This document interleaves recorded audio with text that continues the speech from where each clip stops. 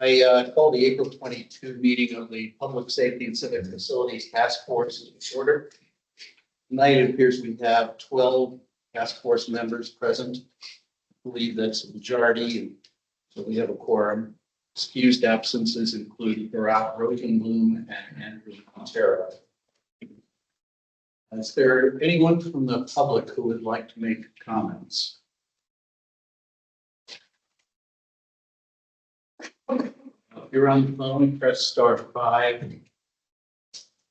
You're online, look for a hand icon, typically shown in the meeting controls at the top of your screen. Autumn, is there anyone getting a desire to make comments? Not that I see. Oh, Barack. Hi, I just wanted to say that I'm sorry I can't be here. I am done with a cold and don't want to get folks sick, but I am paying attention. Appreciate it. Thanks, Carol. There are no further public comments. We can move to this evening's agenda. Before we do that, I wanted to make some comment about comments. Approximately 95 minutes of this evening's meeting will entail presentations of City Hall space needs, site opportunities, and capital funding. We obviously welcome your opportunity to offer feedback. But given the limited time available, please try to keep your comments on each option as brief as possible. Hopefully a minute or less. As you see, there'll be a lot of things to discuss and review. If you've already spoken on a topic or an option, please give others a chance to speak as well. For any off-topic comments, city staff will note those for a future discussion. Meeting minutes. Yes, I don't know if anyone has had a chance to take a look at those draft minutes. Are there any comments or corrections needed? Okay. Great. Great, or pressing me on. Gina, you got me on. Today, I'm just going to show you a few things. We did some preliminary blocking and stacking diagrams, meaning we took the square footage that we developed. If you go to the next slide, that we've shown you last time, and we've kind of given them some proportionality to each other and then kind of an idea of what adjacencies might be.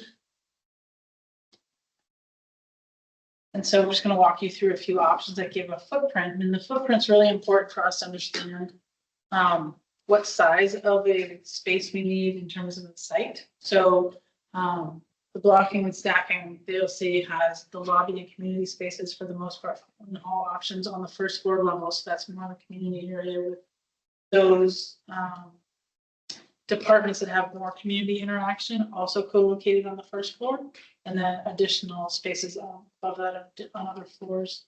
So we did 3 options starting. And again, this is a summary. We're a little over 34,000 square feet is what we're looking at. So for option 1, level 1, we again have those community and lobby spaces on the first floor, with parks and community services and community development on the first floor as well, and help balance out the stacking of the building. And if you have any questions along the way, raise your hand or turn your things up. Sorry, I forgot to turn the things on. Next slide. Yeah. And this might be for Autumn. So 34,000. A little over 34,000. You give us like an analog of the city, like what big pictures, 34,000. The answer that now would be. The 2 main floors of City Hall are 26,000 square feet. That helps. Yes. I know that number well. Mike, Sir, parking, square footage for parking, is that enough? Is not included in the footprint. That is another layer that we add once we get to a few of the finalist sites, as we're looking at the site there. You'll see as we go forward in Autumn's presentation that there are some sites that barely meet the lot line for this. So once we hone it down, get parking. But there is also an option of having what they call a lot line development where you don't provide any parking site. So that's all. A question on the next slide. We could go back to the first floor. The connecting lines of circulation, should we interpret those as required adjacencies? Or in the case of community services, is that a desired? Or is it just a matter, as you said earlier, of sort of evening out what's on each floor so they're roughly the same square foot? So you'll see that the floors are not the same square footage, just to be clear, they stack differently. But the lines just show what we want public to have access to and what we want public not to have access to. So that's what those lines are indicating, where there's private circulation, meaning staff only circulation versus public circulation. So on the second level here, we have part of staff support, and that's including conference rooms, break rooms, staff restrooms, those sort of things. The city clerk, administrative services, information services, and emergency management. Knowing that emergency management will be utilizing the community service, the community conference room spaces as an EOC, should they need to activate. Next slide. I have a question from Caitlin. And the emergency management, is that the same as the dispatching that we have on police station now? That's something. It's something different. So emergency management, right now, our EOC is located in our public works facility. It's literally a room and a place that all departments can come and coordinate on incident response, including police, but as a representative. And so police has their own, as you probably heard, they in their briefing areas where they oftentimes will have their own kind of mini EOC, just that is related to public safety. But we have a much larger response, like say with the bomb cyclone, where pretty much every department had several representatives in a room together working. So we call that Emergency Operations Center. It's a pretty small room and we're pretty packed right now. And, you know, we have had a lot of discussion with our emergency manager of how nice it would be if we are working toward having a facility where we've got a larger space for us to all coordinate together. That could also then be used as a conference room at other times. It's an actual situation. It's not like Exactly. Correct. Yep, it's just during incidents. So if it's activated, then whatever was scheduled for that room gets either moved to a different, rescheduled. Does this include break rooms? Like any kind of- The staff support includes break rooms. And each of the departments has like a beverage bar kind of counter in their spaces as well. Yeah. So then on the third floor, we have the executive department, finance, human resources, and some more staff support. This floor is smaller than the floor before, so we're hoping that also that staff support, we might have an outdoor, more private space for staff to go and have connected with their break room, if possible. Right? It just depends on how stacking works and what the opportunities are. And so if you want to see all of them together, this footprint is approximately 15,800 square feet. So some of the site, we have one site that's a little over 16,000 square feet. It would not be appropriate for this kind of facility to be built up because it's too tight. Even if we were doing a lot line development, it would be too tight to build. So it's something to think about, that the size of the site really does need to coordinate to some of these thoughts. And then the other thing to think about in the back of your minds is how high are you willing to go, right? Because we could make something 5,000 square foot footprint, but it would be 7 stories, right? So those are also things to think about. So this just shows them all stacked, and then, whoops. So I'm just stacked on top of each other. And then for option 2, it's a different shape, same configuration with everything on the first floor, except we also added emergency management and we adjust the shape. So it might be more amenable to other sites, to different sites in a different shape as opposed to a square.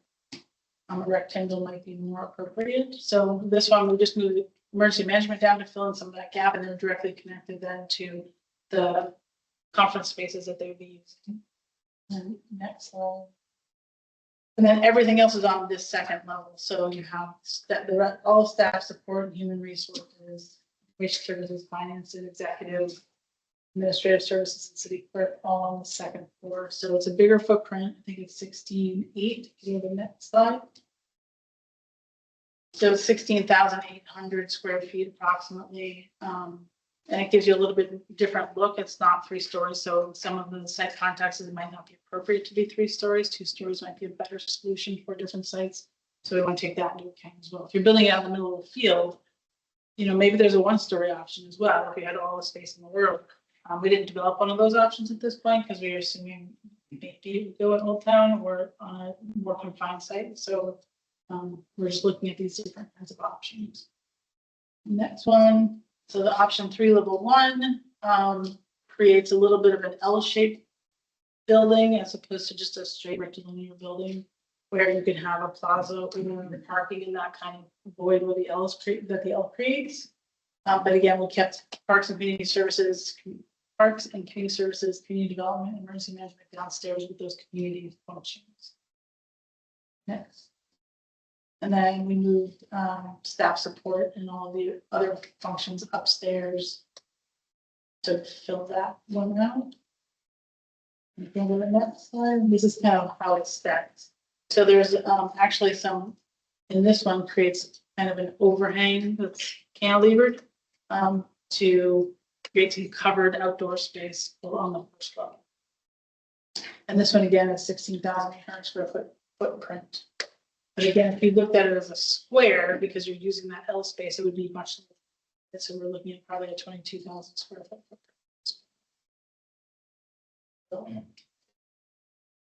And then I provided these in your meeting information, just for information, so you can see what spaces, kind of sizes are, what furniture looks like in spaces. I'm not going to go through everyone.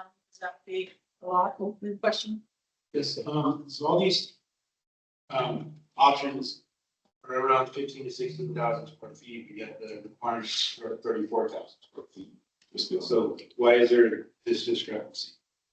So there are multiple stories, right? So the footprint, the space that takes up on the land, yeah, those are all footprint numbers. Any other questions before we go on to these? Great. So I provided these so that you would get a sense of space, understanding what types and size spaces we're providing throughout the space list that you have, and that we can really understand how space is utilized. We don't need to go through all of them, but if anybody has looked at them or has questions about them, I'm happy to answer them. We tried to give a variety of spaces, including those community spaces, as well as a variety of furniture layouts for some of those spaces, just to give you a sense of space. Because I know it's easy for me to look at all day, look at a spreadsheet, and go, it's 200 square feet. I know exactly what that is. You all don't do this for a living every day, so it might be easier to see an image or two. So that's why we provided those. So there's no questions about these. I think that's the end of my presentation. Sure. So the next, just to give you next steps on our side, will be to further refine the adjacencies after we talk to some city staff to make sure our adjacencies are appropriate and they've had a chance to look at them. And we're working on some layouts for the existing city hall police building to become just police. So there's a couple of options we're working on for that and understanding what that layout might look like and if any compromises are going to need to be made for them to fit in that building appropriately. Yes, ma'am. Do we have Number of stories. Yeah, do we have height restrictions in this well, There would be based on zoning. based on where we're? Mm-hmm. Other questions?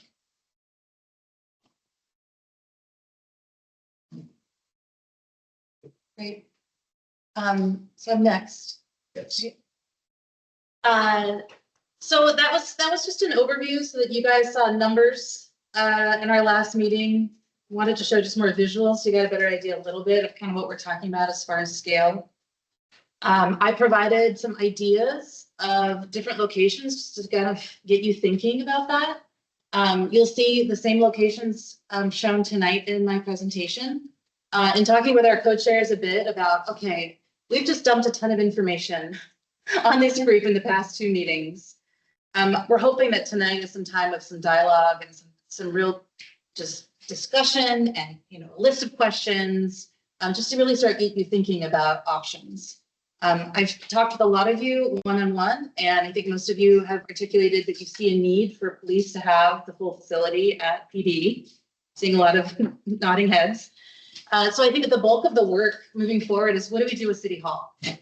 And so tonight, we'll walk through some of those options, talk through the opportunities, some of the concerns that people may have, what questions you may have for each. And then later on, our deputy city administrator, Andrea, is gonna join us to just talk a bit about kind of the financial picture of the city and why we recommended a bond measure to council over a year ago as an option for funding of City Hall.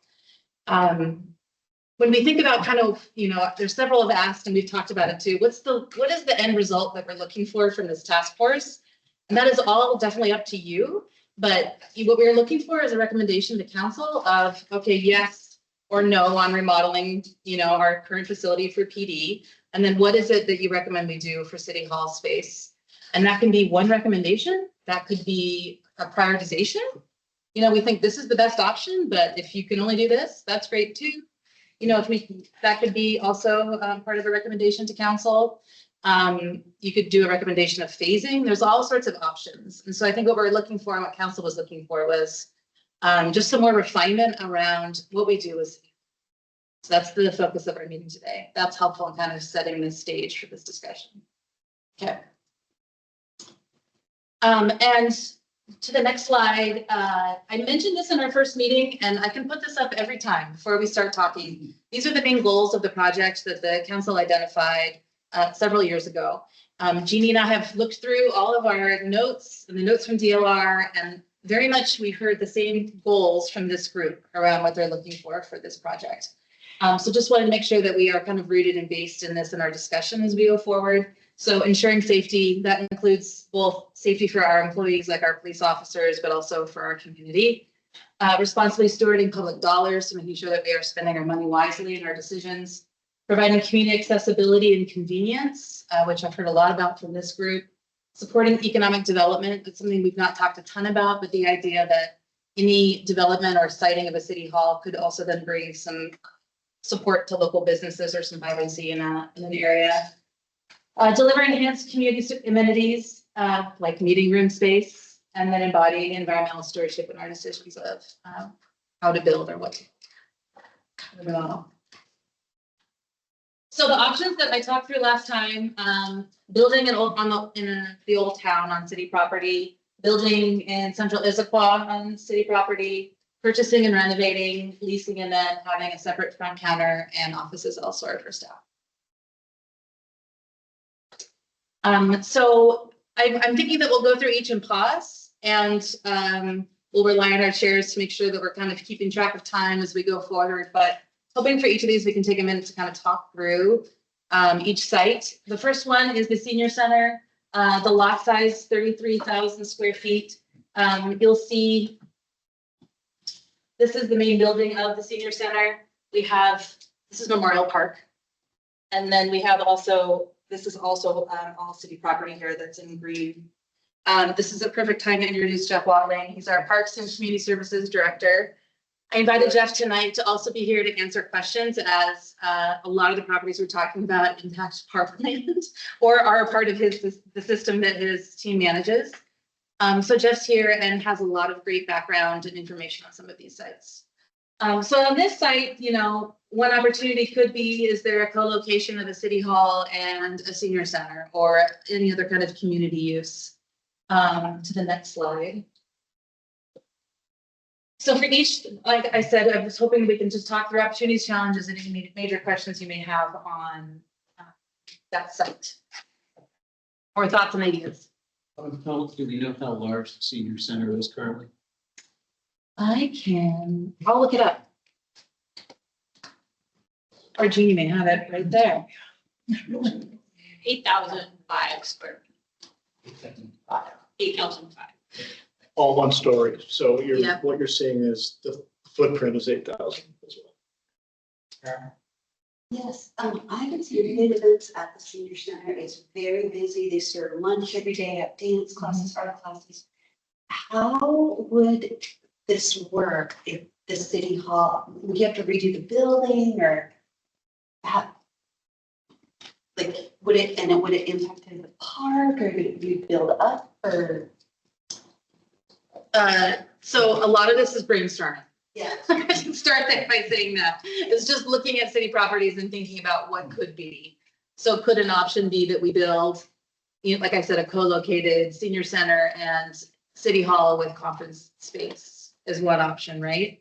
I don't know how viable it is to like build on the existing building and go up, but it's pretty old as far as a building, so probably not. Don't do it. Don't do Be the architect. Yeah. If we're talking about completely redoing that building, you would displace all the senior activities for whatever the construction period was. Sure. It would have a huge impact. Yeah, we would have to figure out other places, right, for, yeah, go ahead, Jeff. Can I add just a general thought? It's a fantastic question. And I think the intention of this slide of really thinking through opportunities, challenges, and significant questions is understanding as you consider, as there's consideration of any existing public park space or public space, there is a cost. And that cost is either what's currently happening there and how does that either get melded in or relocated. You're right, it's an immensely popular, vibrant space. And I think as a community, we're all really, really proud of that. So important question, and I think a question that's relevant for all of these to think through. You know, how that's solved. I don't think we're trying to solve it tonight, but it is from my perspective, I would say, okay, as that site is considered, all right, how is that program either reinvested or, adding to the cost to replicate that kind of community space, as well as maybe other community space that's being thought of either there on the site or elsewhere. So, yeah, I think what would help me is I feel like no matter what, every space is filled with something, as you guys have spoken. So no matter what, every space used is going to have some level of displacement, knock it down, build something new. So I guess what would be helpful for me in looking at each of these spaces is what are the immediate kind of costs or things like that to doing it? Is there, the senior center versus the City Hall South or whatever are right near each other. So is there any just upfront problem to building one versus the other? Because any one we can pick and they're gonna have to display stuff. So I think what is either the cost or some sort of benefit that one has over the other would be helpful for me to understand. Yeah, and I think some of that will come out of discussion tonight. Some of that will have staff input for sure. It seems like this location would have access problem if you had a lot more people there. And you have to probably put some funding in place to rework the roads in and out there. Egress. Yeah. I think there's another, just speaking transparently, there's another reality. There's a current investment that is we're about to cut a ribbon on around the senior center. If you've been there recently, in terms of creating a plaza space and really finally opening that senior center up to the park and giving it a relationship. So that would be something that would need to be considered is are we designing around that investment, or is that again a sort of a lost investment? I think the one thing about the senior center that kind of sticks out for me is that we might have kind of a PR problem with that. It might look like we're approaching a senior center that is beloved. And I think that it might not do us justice. Continue the idea that hey, we're going to partner with. So I would say that would be my biggest concern with this particular one. How old is this? How old is the senior center?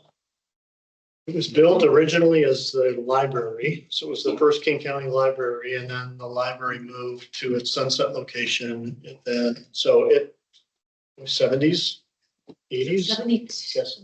maybe 72. Is there any potential that it's reaching its end of life, and this would be a good opportunity to, revamp it then too, and kind of work those projects in together? I mean, none of these buildings are going to last forever, and maybe this is a potential opportunity to Two birds with one stone. Great question. I'd let the facilities folks answer that. We can squeeze as much life as we can. We know that. Yes, it is an aging facility.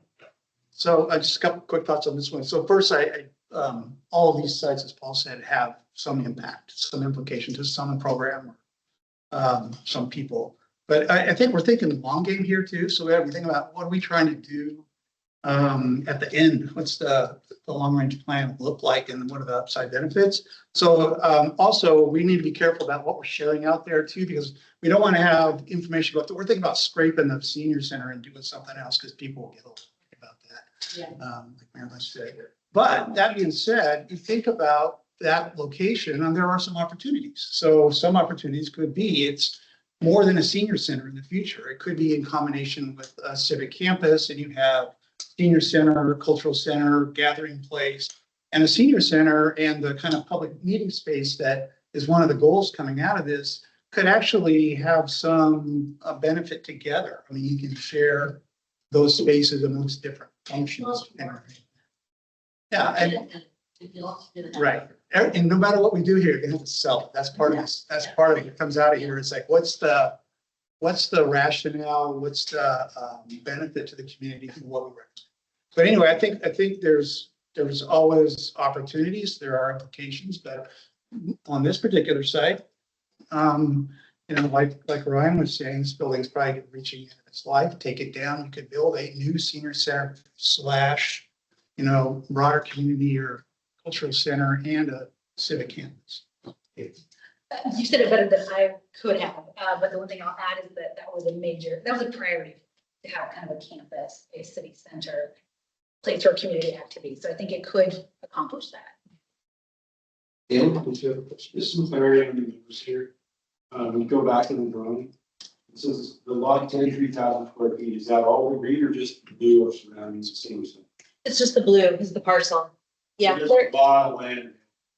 there is, we're not touching Memorial Park. I know that. Yeah, you want to be, well, Memorial Field has a number of covenants on it and Yeah. protections that we want to be aware of. Going to the west, you have the train tracks and the depot building. So, there's always consideration. You're right, but it's what, yeah. Finding parkland might be a lot simpler than finding campland. As a point. It's a great point. I think as we just again, general comment. We just worked with the community and did the park system plan update. You may be aware in 2024. I think one of the realities that we really spoke to in that plan is, and I think you're probably experiencing this, you already know it. Issaquah is extremely land constrained as a city and in a town. And even as we look at accommodating park spaces for this community,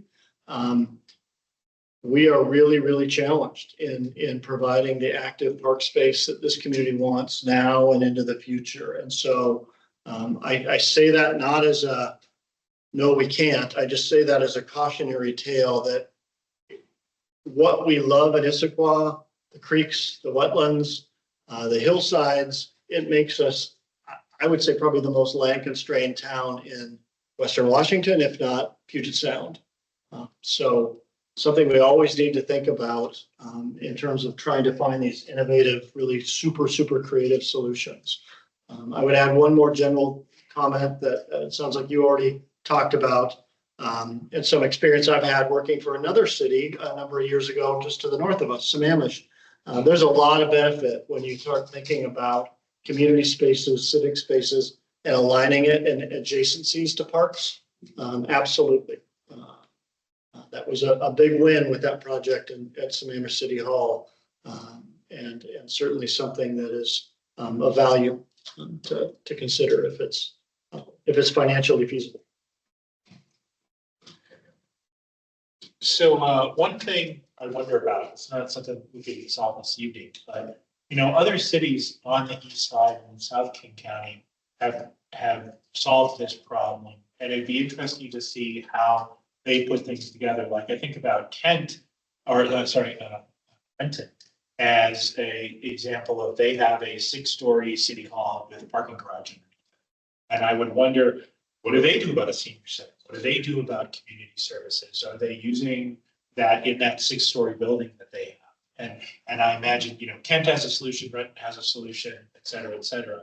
And is there anything that we can learn from other cities? Because Renton certainly doesn't have a lot of spare Right, right. No, it's a great question. To answer it real quickly, neither of those cities offer recreation space within City Hall. They're elsewhere in town. And City of Kent's moving their city hall outside of the downtown. Correct. You know that, but Renton, because I used to be part of movie squad, so I know that those are one of the office buildings that they took over.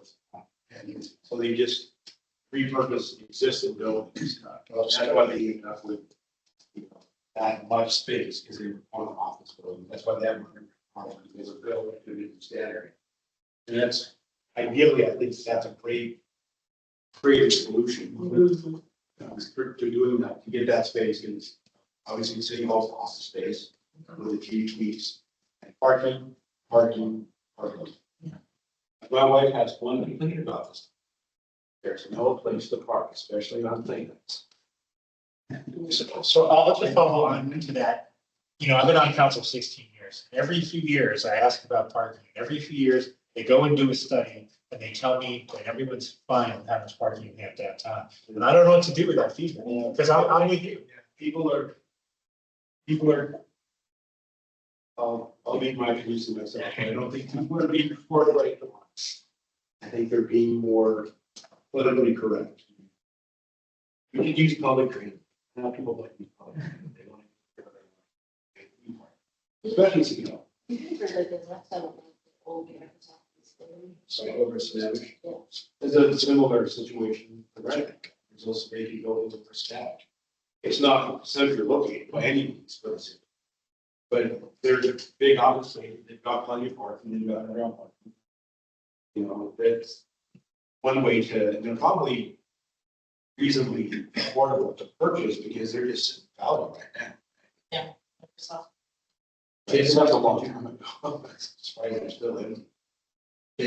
Yeah, I was just gonna say, I think part of the issue with this particular task force, I think one of the first fundamental questions is, does the task force believe in a contiguous campus? Or do they believe that the city hall should be broken up in different elements around the city? I think it's hard to answer anything until you kind of come to an understanding, is that where we're going? Because if that is where we're going, there's really two sites. And you have the senior center, which is becoming kind of like 50 years is quite a long time. And yes, seniors can be displaced, but ultimately, to Mike's point, you're thinking long-term. You have City Hall South. Again, those people will be displaced if they could lease. But I think that's the first fundamental question that has to be answered, which is that what people want? Do they want a continual campus through the heart of Old Town?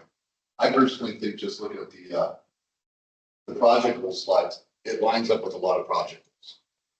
I don't think you're going to see a major impact on traffic because City Hall's already down. As long as the public fleet and, the work fleet and public works and those things are off-site, I think you could have a campus down. I don't think it's going to have the traffic. Unfortunately, Old Town's already a little bit of a mess, but I don't think Sunset's going to get any worse. I don't know how the parking works where the senior center is, but City Hall, a lot of staff already park there anyway. So I think that's for me is that's where I think we have to go in order to be able to really move forward with more site and development. Because again, if that's what people want, which I think would add to the city, that's going to kind of narrow our focus. And, I'm sorry, I think we'll talk about those other options too. I think for me, it was chicken or egg of how much to share. And I think part of it's like at least wrapping your mind around a few options around a campus or a different facility.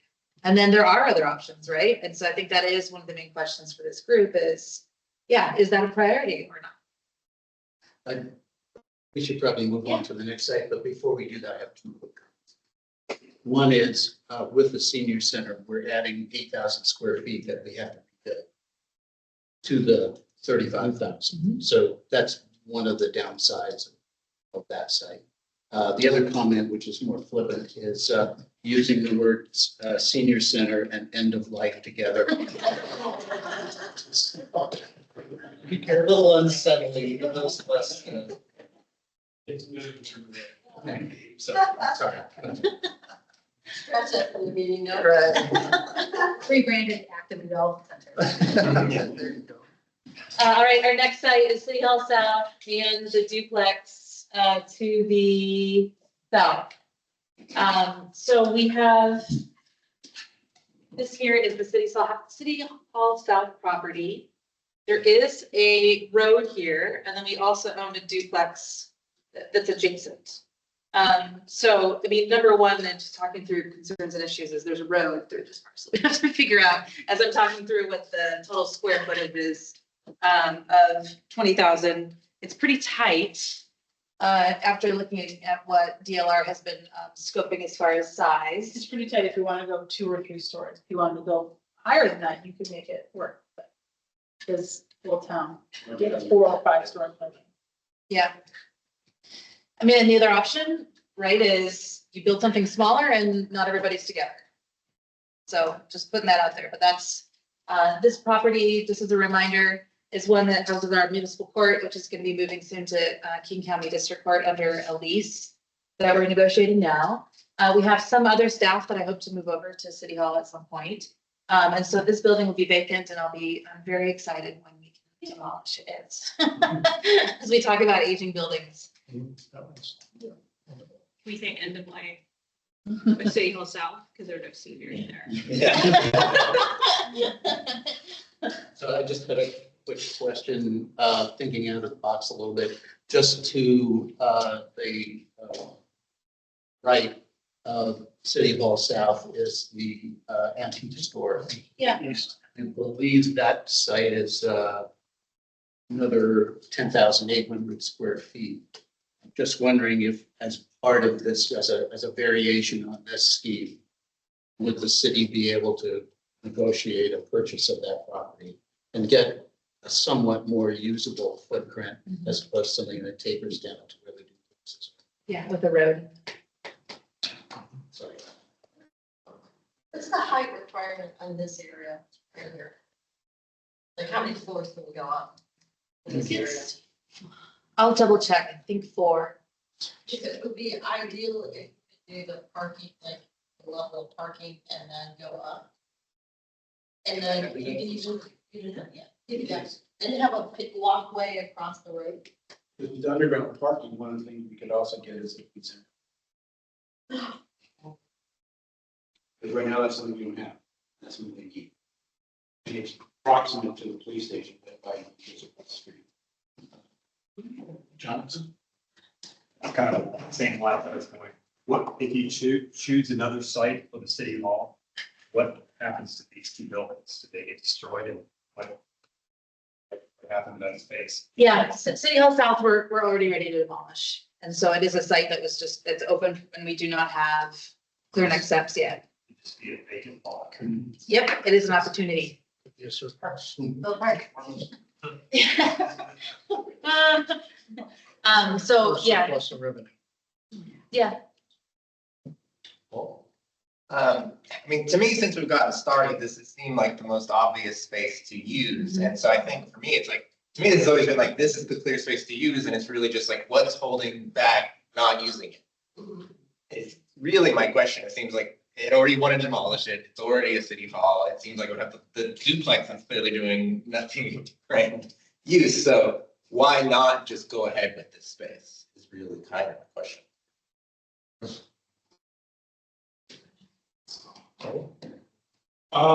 Two things. It is 40 feet. So the second thing is, can somebody comment on this question of underground? Because what I've heard is you dig a 4-foot hole in the valley and you get a 3-foot deep in the water. But the police have a jail underground. So what actually is our options for underground? Water table is like 20 feet, 20 or 30 feet down. It's not that close. So the common wisdom that we can't build underground in the valley as well. In certain locations. Yeah, Yeah, we'd have to assess that. The caveat I would add under significant questions for any of these is there's a lot of site analysis that I think would still need to be done to really understand what's the water table right there. Yeah, all those questions. And cost issues. So structured parking, above ground structured parking is exceptionally expensive. Underground structured parking is even more expensive. So Above is what, 100,000 per stall now? probably a little bit more than that at this point, yes. Yes, when you say it's a duplex, are there actually tenants and you're paying rent? Is that kind of a duplex? City office space. So our human services division, which is part of Parks and Community Services, is in one of them, and prosecutor Our prosecutor is is in in the the other. other. And what's the condition of that? Tired. And it's a duplex, it's a Halter Homes. Yeah. Need a refresh. Yeah, Mary Ann? would there be an option, and I think that I know the answer, is that everything's on the table, but could we actually have a paid parking, like it would end up paying for itself? Parking lot? Change in city code. Yeah, it would, yeah. That would require That a would change require a in change. municipal code in terms of paid parking downtown. Sounds easy. Yeah, but it's, We're part of the city. Be open. Yeah, just another, and it's been touched on a little bit already, but another kind of dimension to think about is kind of what's the city image that it creates too? The location has a lot to do with that, but what sort of facility is created also is part of, the city image. And this obviously is a great spot. It's in Old Town. It's adjacent to public safety with the public safety building. It has opportunity to create something that is, Synergistic is the buzzword. thank you, we'll use that one. Synergistic. And then, there is some, another factor, I think, that wasn't included at the beginning that the council came up with is really efficiency in government is part of what you're trying to create when you build these buildings. And those adjacencies, they make a difference. And so as far as how efficient the government can operate. So I think that's just one more factor to think about if we go through this, at least for me.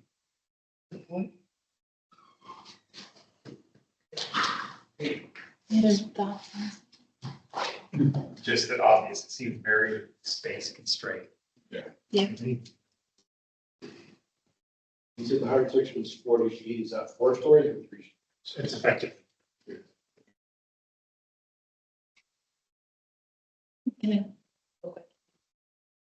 I remember during the early call or early conversation, somebody made a comment about Rainier and First Avenue, maybe principally parking, maybe somehow being creative about that space, taking it over. What's that? Sorry, it's green. Is that part of the? So is that no go or? I'm just curious. yeah, it means that it's not right of way, but it's a city owned parcel. So it's certainly something that could be considered.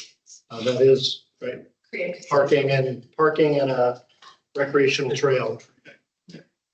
Create a really cool plaza.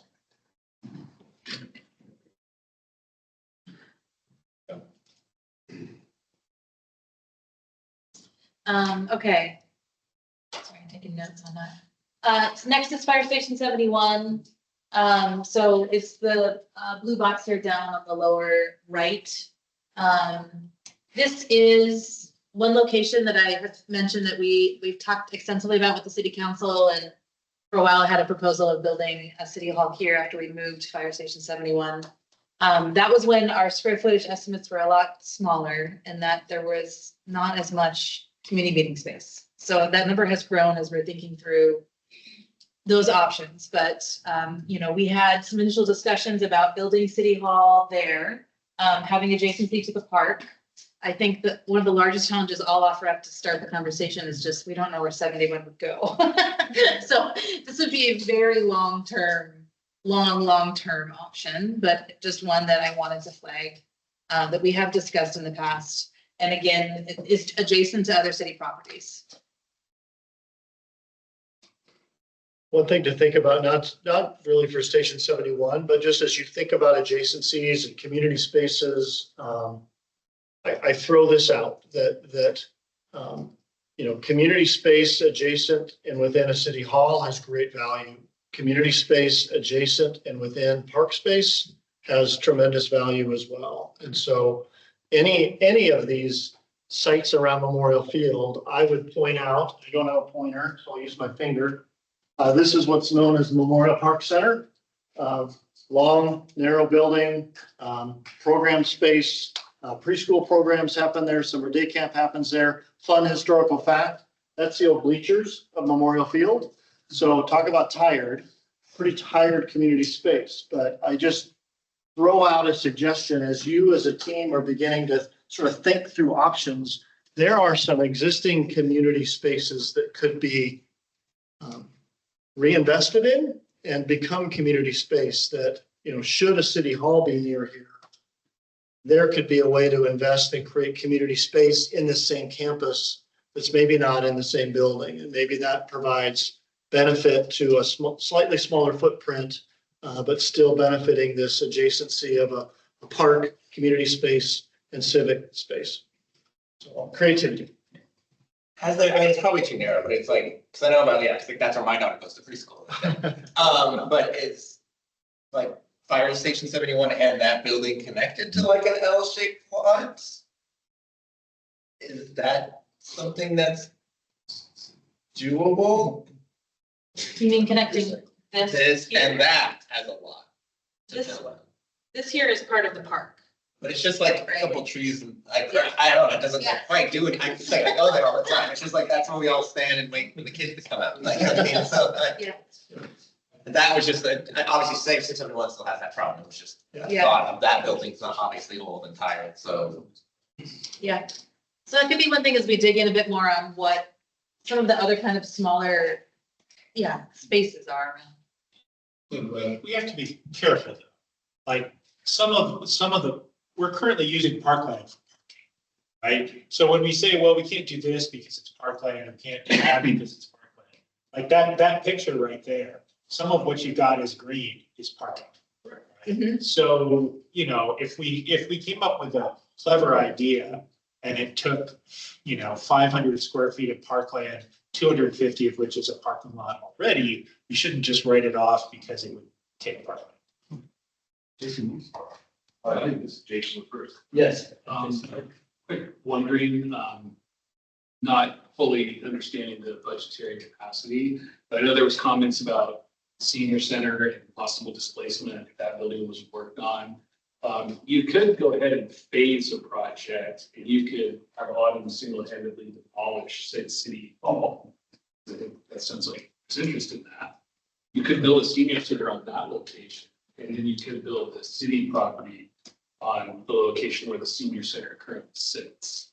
And by staging that, you wouldn't displace anybody. Now, I don't know budget constraints. It sounds like the lot that currently houses City Hall would look like, not an architect, not an engineer, slightly more constrained as far as lot size and whatnot. But that would be a really nice size for an awesome senior center. You could build that project, move the senior center to the new building, thereby they're never displaced, and then rebuild the City Hall property where the senior center currently sits. Just a thought. I don't know if that's too costly or not, but that's kind of that creative little shell game we could play with maximize that space. Then you're putting the senior center right in kind of that bustling heart. Jason, please. Yeah, I was just gonna say, as far as Fire Station 71, I think Autumn talked about this with the police tour. That one obviously has a smaller postage stamp size, which the envelope of anything from, I'm sorry, it's DLR. DLR, like I said, I don't know if they could get away with it. They put it that one. I mean, we could trim down part of the office spaces and things, but that would be maxed out. I think, like I said, the two viable ones. And the other thing I don't like about 71, and not that I'm saying in 5 to 10 years we couldn't come up with a better plan, but currently what we have right now is you've got a nice walkway over to City Hall South. You've got it over to the senior center. Fire Station 71 would kind of lead you right into a 4-way traffic nightmare. And I don't know if that would work. Again, I'm sure people can reconfigure the way that's laid out, but right now that's the way I see it is you're walking right up into a major intersection. Yeah, as an Issaquah homeowner, looking at all of the battles over property taxes and increases in bonds here, I think it's gonna be really hard to justify any big budget projects, especially when you've got an existing senior center. We talk about building a new senior center, and I don't, we haven't got to the numbers part yet, but I think we're gonna have to be really careful, conservative on anything we try to get our community to support. We are very price sensitive here. Just to comment on what you talking about, I think that the senior center has access points to, right? Not much parking. There's no roadway there. The city hall south and the Doherty duplex, at least it's on the road, right? It has a site and I think it's better logistical possibilities.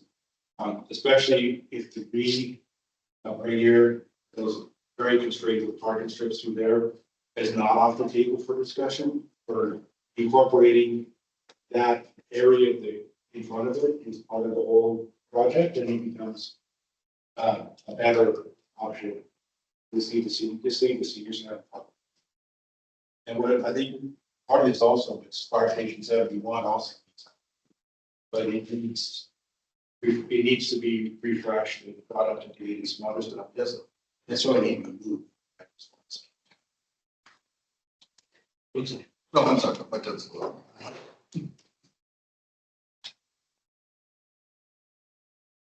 That's actually a good question. The fire station thing was, does need to be refreshed, or is the location bad for the fire station? The location is challenging for apparatus because of the intersection. Yeah. Yeah. So that was why we were looking at that, a couple of years ago, is where else it could be relocated. Yeah. Well, and it's probably important to clarify that it doesn't actually means much more. The word refresh, I mean, there are some. Yeah, like there, like even the seismic stuff, but like there are some immediate need. I just want to make sure at some point during this process, we talk about are there any immediate needs that we can make recommendations back to council for Fire Station 71. The gym space, like their gym space is literally in the apparatus bay, games, concerts and stuff like that. So like I just wonder, are there small things that we can make recommendations to council of as part of police and city? Usually 2 of those. We should have. I think in context of most of the city building, to use the word to refresh, we're not talking about painting and new cabinets. It's more about rebuilding. Yeah. This guy's points at a lot of seismic. We're talking because again, anything that's built over, I think we were talking about the police station. The police station's 25 years old. So the code was just, it didn't keep up with the code. I think the code changed 15 years ago. So none of these buildings are seismic. Right. Okay.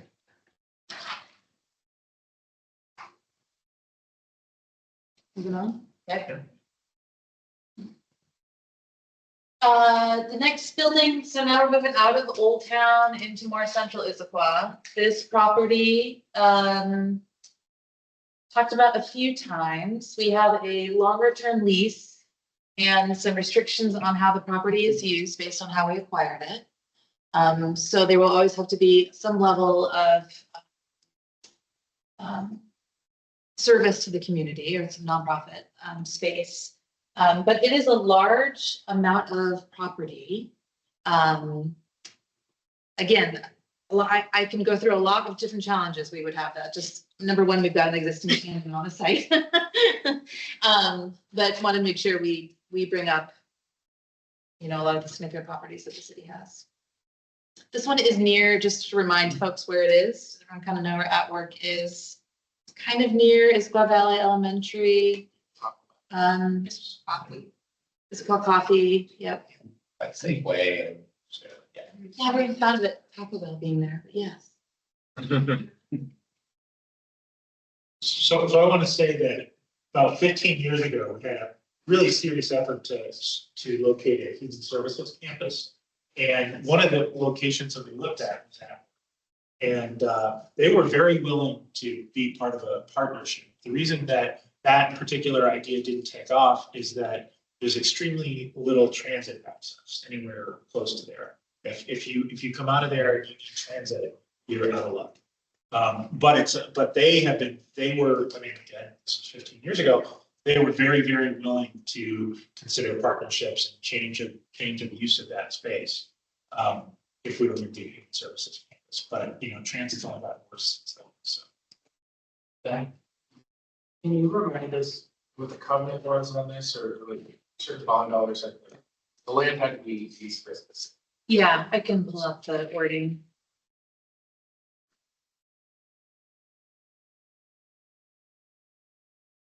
Sorry, I have too many tabs open. Not of it tied to any specific parcel or just the whole? Specifically, the 690 parcel. We have a long-term research project. The restriction is on any of the other parcels. But as long as there was some sort of. It's a, Understood. So you said for other specific, the covenant is specifically, on the 690 parcel. You don't know if it's the other ones.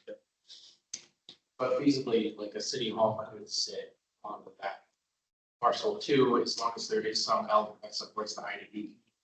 Right, it's, let's see, the use is an aiding mentally and physically disabled people. So that requirement still stands, but there is potential for other uses. Yeah, similar to what we were talking about with the human services campus. And I know the food bank currently uses some of that for storage. Yep. Yeah, did you have a comment? Isn't this the right crossing go likely from Safeway where all that high density development's going on? That's already a very congested area. It's being quite gentrified. That whole area has changed a lot last year. yeah. But a lot of money moves there. So it's good. It's very high density already.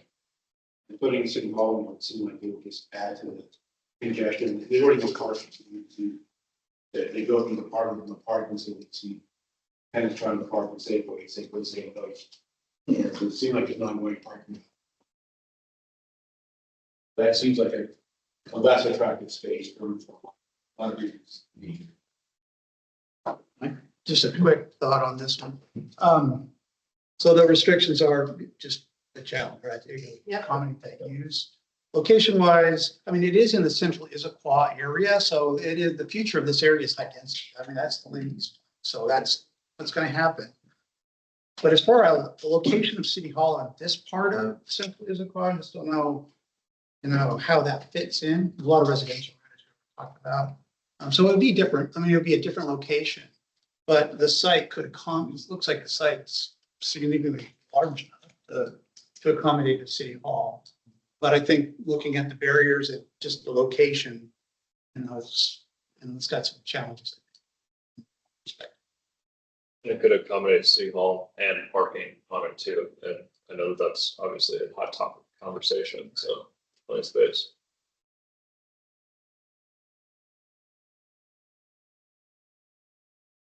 And then, no, sorry. You wouldn't necessarily need usable space. Like I said, it's a very large lot and convenience is part of it. And continue using the other space for the outwork and renegotiate that. On the street, it looks like another retirement.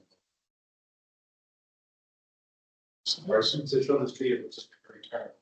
Yeah. Why so? It's not your house. It's really available. Yeah. Just for you. Workshop. The otherwise, coming in. I'm sorry, I didn't mean to. But one of the reasons for when we had talked about this at council too, the encourage economic development. One of our goals there around that, we had talked about central Issaquah as a way to actually promote additional growth of density around the city hall, right? So just to identify one opportunity, one good thing about this site is that it actually could help be the catalyst for implementing what we want in the central Issaquah area, which you had mentioned.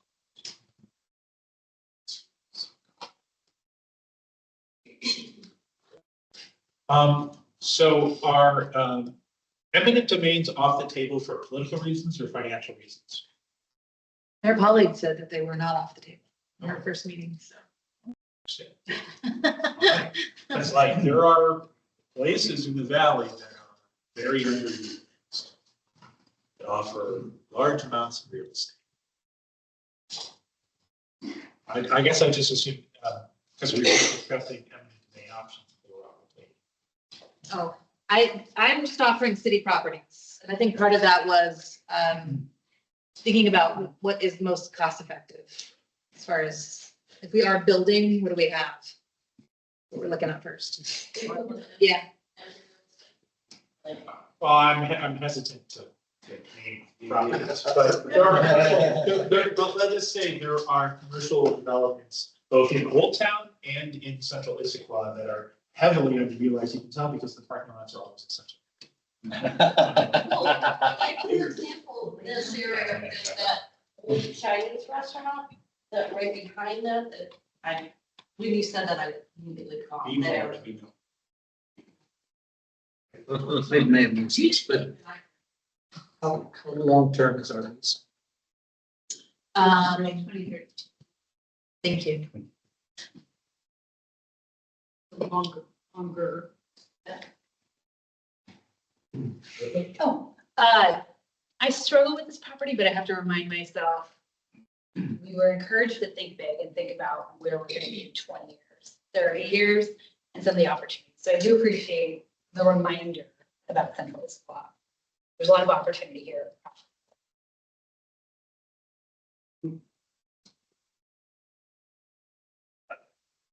Going along with what Tola was saying, there are properties in the valley and in the central Issaquah downtown area that could be redeveloped, that are kind of old and tired already. And we would reinvigorate the area by just buying a piece of property adjacent to where City Hall is now and near there. Just wipe it clean and start fresh. The place I'm thinking of is that area to the west of City Hall South. You go to that big building there that's got a tavern and pizza shop and big lots. That would be, it's an old tired building right in the center of the town.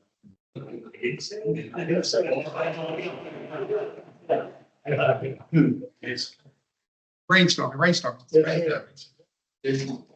Yeah, thank you, Sheriff. I just wanted to say thank you for April and Zach's comments, because again, even if this is the place, it does present different opportunities. You know, that particular building's a bit of a blight. It definitely has the land capacity, but whatever type of city hall DLR can come up with, beautiful city hall. I also appreciate Tola's comments that again, the traffic for that one in particular, when you're by the Vale, by that whole area, it would be nightmarish. And the bigger problems, again, with public transport. And I want to say thank you to John and Tola for the remarks about the other properties in the valley. But getting back to what Zach was saying, he's trying to think about how, if you did put a city hall to spur more development and commerce, this place has some positives to it. I think the bigger problem would be traffic. To be make this particular place a nightmare. Real quick comment, just on the thinking about, I'm gonna get to that in another slide, we're gonna run out of time here in a minute, but going out and purchasing new property that isn't already in the hands of the city or under city ownership adds a significant added cost to the project too. I mean, land value already in hand, is a significant contribution of the upside to actually building something.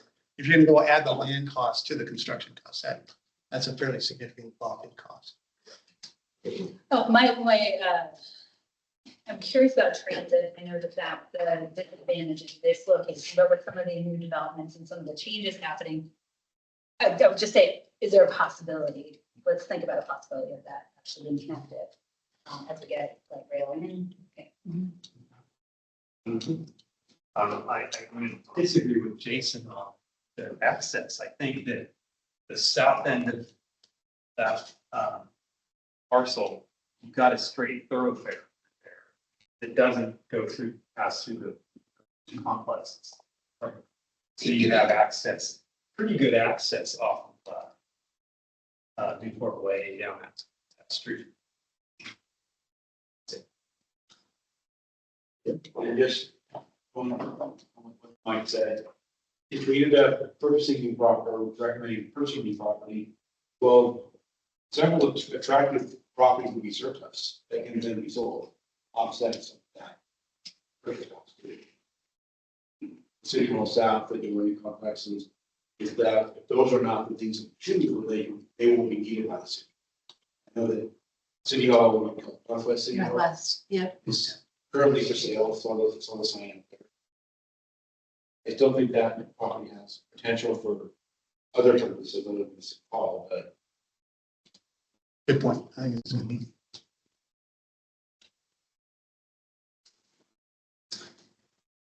All right, this one,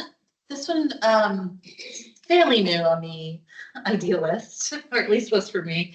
But the idea of the two parcels adjacent to Pickering Barn right now are used for parking, and there is a large just lawn/field that is classified as park space. Classified as a park space. Yep. So, and I had mentioned before, and I think for a lot of these sites, as we hear interest or not, for some of them, we can drill down a bit more on water table or viability or how close it is to the creek or how many wetlands there are. So a lot of that is still unknown here. This is just very much showing what property we have. But the idea of creating more of a civic complex or an area for gathering that includes a really vibrant farmer's market and a space that's used by the community in so many different ways. And I think, one thing that Jeff had mentioned as we were talking is just, it's not, you've got busy roads here. So it's not the most peaceful piece of park property. Right, so, yeah, I don't know where to start with this. I think as staff, as we were exploring, hey, what park properties do we have that could achieve this sort of adjacency of community space, some park space, and civic campus? This is a site that the park element of Pickering, if you've ever gone to Farmers Market, if you drive by there as you go to Costco, that lawn is really sort of an undefined park space right now. And so, again, as we wanted to at least show creativity and ideas, we're not pitching recommendations at this point. Here is another location that could provide that adjacency of a very vibrant Pickering Barn and community space that, could be enhanced community space with perhaps a, iconic civic building that would have street presence on some pretty major streets. So it's an idea, an option. One of the things that I like about this is when we go to the farmer's market, we actually ride our bikes there. And so it's not just you drive to City Hall, you can actually ride your bike through the trail and you walk. So it's a very pleasant, very. The Pickering Trail is a really key part of the entire sort of creek corridor. Yep. Personally, I've been thinking about this, for me, if Old Town didn't work, this was my second choice in that it still felt iconic. It still felt like part of the community. I very much like what I like about Old Town is how much it feels like a town. It feels like we are all together. And this was like second best for me of achieving that with, Pickering Barn there. Costco is obviously still a vibrant community space to some extent. Community space. So this, I liked that idea, except again, as a park, it isn't doing something else, so this could achieve that goal. So this was just as an opinion piece of the system. I liked as a second choice from Old Town as a place to have a city hall. It still made sense to me to still give the town identity as a location. So. Two questions about this property. First is that that square footage in that map, is that the coming setbacks from the creek? Because they have changed, right? It's just the parcel size. Okay, so what would this look like if you applied the coming setbacks from the creek? And the second question was, where's the 100-year floodplain? Yeah, okay. Questions all right down. Because on one hand, I love being close to the creek. On the other, I'm scared of being close to the creek. As I said earlier, any of these options would require a lot more site analysis. Yeah. I just wonder if it would, because like there's properties very near to where we're sitting right now where people have had conversations about various things. And the utility of those properties get killed once you apply the setback. You still have to draw utility.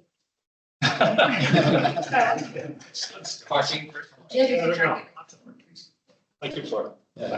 But yeah, 200,000+ square feet, this is pretty sizable space. Yeah, so real quick, I agree. I think even when you apply the setbacks, you've got probably significant amount of land to work with. The upside is it doesn't displace anything. So you don't have a lot of other costs because of trying to accommodate either temporary or permanent relocation of other uses. So that's a positive. I think it is in a really busy place right across the street from a very large parking lot. So you'd have to do something to make the kind of separation between that activity and the city campus a little bit more enjoyable.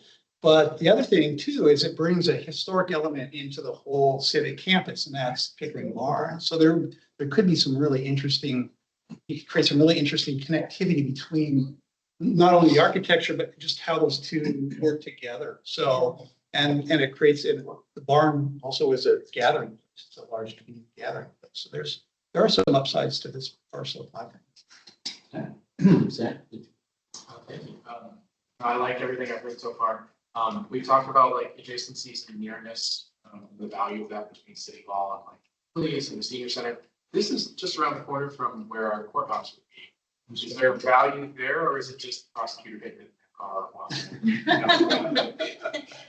There are, court staff visit City Hall maybe once a day, so there will be some driving back and forth. But there's not a ton. Yeah. Not a ton of adjacencies, but I also kind of liked that idea that there'd be other services, city services close together for customers too. I think this spot is supposed to come in from my lens, you have relatively main thoroughfares close to I-90, easy on and off. You're kind of proximate between other parts of Issaquah, like South Cove, those parts of the town. And then you have a relatively decent transit access in this location as well. Personally, I was having traffic a little bit this afternoon trying to get down in the Old Town area, and I think this would be kind of the next compromise as far as removing some congestion in the Old Town area and maintaining that more park-like, walk-friendly space, and then a city office in this location proximate to the new home. But then you have there's a lot of bustle, and that's an easy place to find. I think there could be a building there that really puts a nice face on the city. It was had a local. All right. Nice Question for Autumn on the courthouse.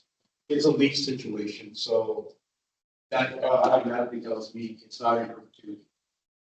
So taking that into account, then I don't know that it helps or hurts, but it's just, it's a short-term situation. And so should we not consider as part of this 20 to 30 year plan that the court's gonna come back, right? It's gotta go someplace. Sure. I don't, I'm still digesting this one. I'm afraid my wife, tired of it. But, in general, I'm still figuring out, but I just, again, anything we plan on a lease space doesn't seem like a good point of type of working because leases expire, they change. Key County is a big gorilla. They could change their mind in a heartbeat and decide they're gonna vacate that building and go someplace else. And now you're like, no, because we don't own them. Anyway, I just think we should be careful about putting too much emphasis on their not actually needing any more space ever again. Jason, please. Thank you, Chair. So I really like Paul's comments, and I think if Jason would talk longer, he probably would have convinced me this might be a spot. I think this spot has a lot of potential. And I do appreciate also Mike's comment about you can match the architecture with Pickering Barn. The architects DLR group would be able to build a city hall for the future. Have a lot more room to work with. I mean, you're talking about 17,000 square foot was the envelope for the building you were discussing. And we're talking about 235, so you can find optimal land there. I also appreciated bringing up the preemptive. And again, if you were talking about 30 years out, maybe you do something with the municipal court at Old City Hall South, right? Because that should be across the street from the police. We're going back and forth. But I do think this probably has more potential at the very least more than at work. Director Wadley had mentioned that you have to do site analysis on this, but I think that argument can be made for something like this being off of I-90. It is a busy street over there, and I understand that, but you could really kind of make the city hall how you want. You could have something similar to what we have here, a turnaround, a road that leads in and kind of wraps around the building. I mean, you could do a lot here that you can't do with the other parcels down in Old Town. I'm not giving up on Old Town because I do like the idea of a large civic campus, but I think this could possibly be an alternate spot, depending on obviously restrictions and things like that. But yeah, it's very intriguing. If it already is busy in that area to begin with, you're not introducing, I guess, more problems to bringing more traffic to it already. I mean, I just put that new light there. I wouldn't think so. I mean, it's definitely, there's time during the day where it's busy. Yeah. But at the same time, you do have better transit options. The talk even from like the first task force meeting was this campus feel. So there is that opportunity then to do more master planning for future projects down the road. But I do like this. And even the simple things like Mike's point, you can have the architecture match Pickering Barn, give it that feel. So I mean, there's definitely some upsides to this particular parcel. I want to be conscious of the time here, so maybe if we can go Zach and okay, it's easier. Just to, before I would like, kind of building on too. One of the things I like about Pickering, I always look at it from a sales point of view, from the PR point of view. I think that, especially if we could say, hey, maybe we could even do the market year-round. If there's an opportunity to have a little bit more of a shelter, like how can we make it a little bit more enticing to people and say, hey, we want you to support such a renewable deal. We want you to support this. And I love the idea of making past the bar. Just visually, it's more appealing than just a refurbish or refresh.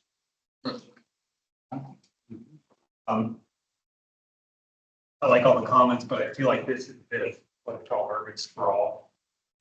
We're consuming green space when we could be redeveloping whole entire brown space. What's the term used for building on old properties? Brownfield, yes. So I think that we should have an objective of building on brownfield instead of green space. It's a good point. It goes back to environmental stewardship.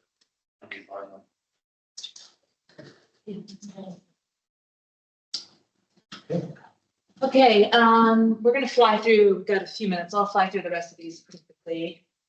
One other question is just, are there other properties you guys have thought of that you'd want more information on or that we have missed? Yeah. What's the story with the old property, the old town hall, city hall at the, they call it west site? Is that? Behind those. Yeah, what's the deal on that? Is that? Northwest. City Hall Northwest. So that is currently, the council has voted to surplus that property and it's currently for sale. So with the idea that the proceeds toward that sale would go toward future facility needs. Okay, so the city's already decided that's off. Yep. Well. And just like if this body, and look, I'm gonna speak to someone who's against something. If this body said it seems crazy to sell that property, you should just bulldoze that bad building and build something new. This body could give that recommendation to council. Well, that's common. This, I'm sure it's been interesting. Has this lot been considered?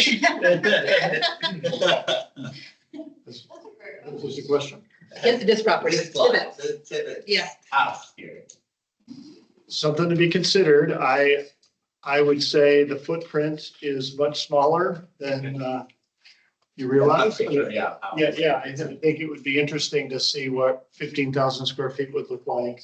in- Yeah, and it can go up. It'd be interesting to see where the wetland lineage. Yeah, right, the creek being, right. This Throw a building is rock at it. 7,000. This is a 7,000 footprint. The lot's probably what, 20. So you're doubling the size of the footprint of this. That's right. Again, it's a busy road right here. Right. Oh, yeah, no, a lot of, Our first. Yeah. But it's really worth considering here, right? There's literally, if you look at parcel view, there's two parcels and they're each something like 20,000 square feet. I don't know, something bigger. I mean, are you it's referring to just the manor or the entirety of the park, or, because the I'm park has. talking about the parcels that are not part of it. This isn't technically part of it. It's a separate parcel. It's all considered Tibbetts Valley Park.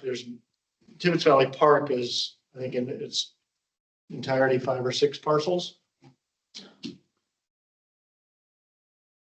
But I think, you know, Just, yeah. it's a great question and certainly something that could be explored or, show what a footprint would look like. Sure. Okay, moving on to purchasing and renovating. I've talked a bit about kind of pluses and minuses of this option. There, as Jeff mentioned, and as Jeannie and I have experienced, there's very limited inventory for purchasing and renovating property. Very much a waiting game. So we have been on the hunt, but a lot of this is just dependent on what's available on the market.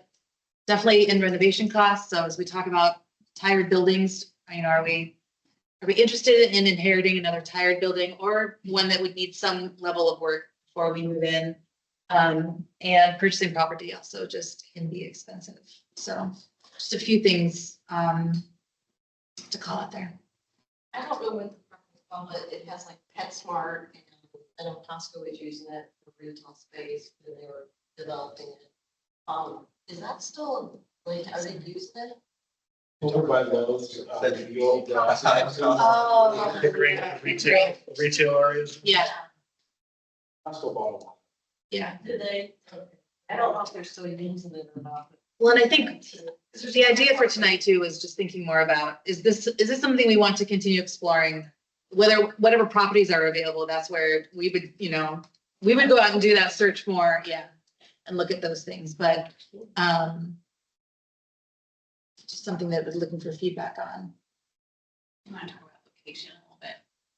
Sure, yeah.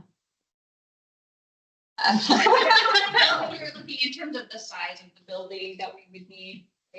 Most of Old Town is kind of out. Yeah. Generally, like a central Issaquah, north of I-90, maybe headed up to the Highland. So it's kind of a different constraint when you're looking for the correct size building. Because a lot of the buildings in town are kind of too small or they're really big. Looking for kind of an average Safeway size building, if it was 1 story. So just to give you an idea. But this is talking about refurbishing a building. This is about knocking something down, building something. This is about refurbishing. Yes. Am I allowed to say lazy boy? Everybody wants-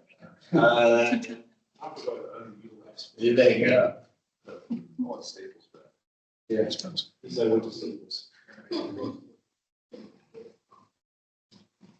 Just that's my 2 cents on the question about should you spend more time exploring existing buildings that could be renovated? I think to actually find one that's suitable for city facilities, which are somewhat unique. And that is in a price that's within range and a cost to renovate that, doesn't blow the budget, it's probably pretty slim. So I think working with the properties that the city currently has, and maybe some adjacencies for consideration, like the one in Old Town, are probably the most viable options. And, I think there will be a phasing that we're gonna need to think through, because we're gonna move things around while all this is going on. There will probably be a need for leasing some space somewhere to house city functions for some period of time while a long-range plan's getting put in place or built. But I just from a saving some staff time and consultant time, I think chasing existing buildings is probably not all that cost effective. I don't know, I think I would push back on that a little bit. I mean, if there's a building out there like a Lazy Boy that's large enough, has parking and could be renovated, there's no displacement necessary for city services. There's no demolition costs. It's on bus route. Yeah, and it might come furnished. Yeah. The key. I'm sorry, I just want to close out the previous conversation, question about this parcel. This parcel and the parcel just to the south of it collectively are 250,000 square feet. Now, some of that is Civic Creek setback. Yeah, Right? yeah. But, I mean, it approaches the size of the property up by the Pickering. Okay. So just for conversation, you wouldn't be impacting, park use, so to speak. And so I recently learned, I think, that the property to the east of the post office is actually owned by the post office, but it's been valid for as long as I've been here. I don't know how big that lot is, but in terms of a bare lot that possibly could be purchased from the federal government. There were plans to what are the rates, that property. Redevelop, yeah, redevelop it, yeah. And again, this is more of just like, we can go do that due diligence, but is this the interest? Because I think, and Jeannie and I in the 2 years we've been looking, we've been doing a lot of that, and there hasn't been a lot. So a lot of that would also just take patience and time and some uncertainty around what comes on the market, right? And we did, just to add to that, so when we went out with looking for the types of buildings that and the size and location. So we didn't just look at what was on the market, they also did talk to several of the owners about, or like, would they be willing to sell? Right, so we have that picture of willing sellers, perhaps, in some sort of way, and there still are not very many.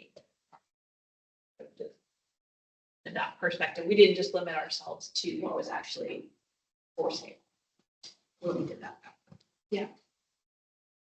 Okay, moving on. Since we're Sorry, last time. Just one more thing, there was also, we've talked about the architecture of this and it being an iconic facility. And I think there needs to be, think about that in terms of like, if you're going to go and purchase an existing building and refurbish it.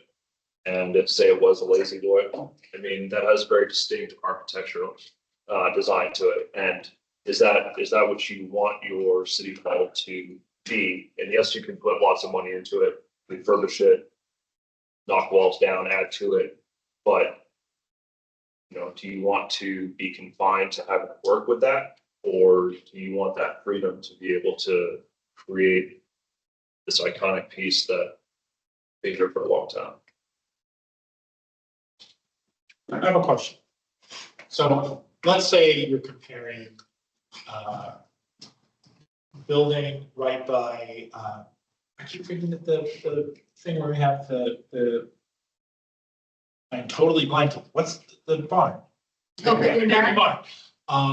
So if you talk about building something in the space north of Pickering Barn versus building, having to go buy a piece of real estate, building something at like Delice. How much is the real estate even, what fraction of the cost if you compare those? Because construction costs have gone astronomical. I assume that means that the real estate portion is becoming smaller and smaller fraction of the overall project cost. Shifting over solids. Yeah, I don't know what the ballpark would be. I mean, land in Issaquah is probably much higher price tag than land in Canty, right? So just trying to understand that. But you're right, it's the disparity, the difference there. I'm just curious. We've been having this conversation about these two things and we say, well, it's gonna cost a lot more, if we have to buy the land. Well, is it a lot more? Is it 20% more or is it 50%? Right, depends, yeah. depends. But there's also a time factor Everyone's- too. It takes time to purchase land. And so that could push your project out. So that's another factor because escalation is no joke either. Oh, Councilman Martz, I remember, as we were working through this project at the beginning, I think we had some estimates around purchasing price of property. When we had those discussions, so I can pull that out just as a. again, I'm just curious. Yeah, just as a Again, data there's point. two examples, right? Sure. Buy the barn or the lazy boy. Like, is it really that much more? And if so, how much? Because both of them would be essentially rebuilt.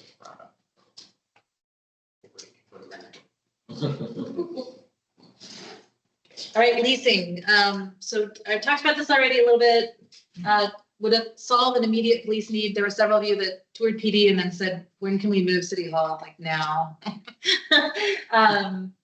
It is less cost effective in the long term. So we talk about stewarding public dollars. Could be a shared space. So maybe less identity if we're talking through an iconic space. We have explored and we can continue to look at lease to own options. So if we're talking about phasing approaches, that is one option in town. There are some limited options for lease space due to size. Some are huge. Some are, are a little bit constrained as far as what we're looking for, even for staff. And this could be done in conjunction with the separate front counter location that we've talked about. So the idea of having a service center maybe in one area and then staff located elsewhere. And as you mentioned, could be an option for a phased approach.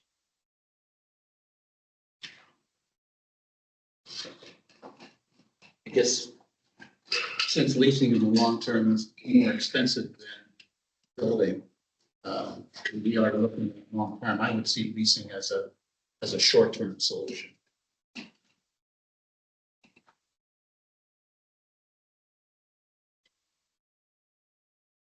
Did you say Dylan? I say I would see it as a potential short-term solution. So generally in this process, I'm not gonna just try to stump on anything, but I have to say I hate the idea of leasing. And what I worry about is, I completely agree with you, it should only be a short-term option. What happens, just like working people who go and lease a car, they wind up spending 30 years leasing cars, right? And so I'm hoping this group will help us avoid having to consider. So I promise in this process, I won't do this very often, but I think it's. I guess, yeah, I fully agree, man. I don't want the city to lease. I want it to buy. The real question, I think that holds me back a lot from doing this is just like, we have no idea what a budget is, what our options are. What I want is, we've knocked down a building, have a beautiful building, a little walkway across it and all that stuff like that. But I realize what dollars we're actually going to work with is limited. So it's, in terms of priority, again, leasing will be at the bottom, but as far as the short term, but everything, what I want versus what we're gonna actually get is obviously very different.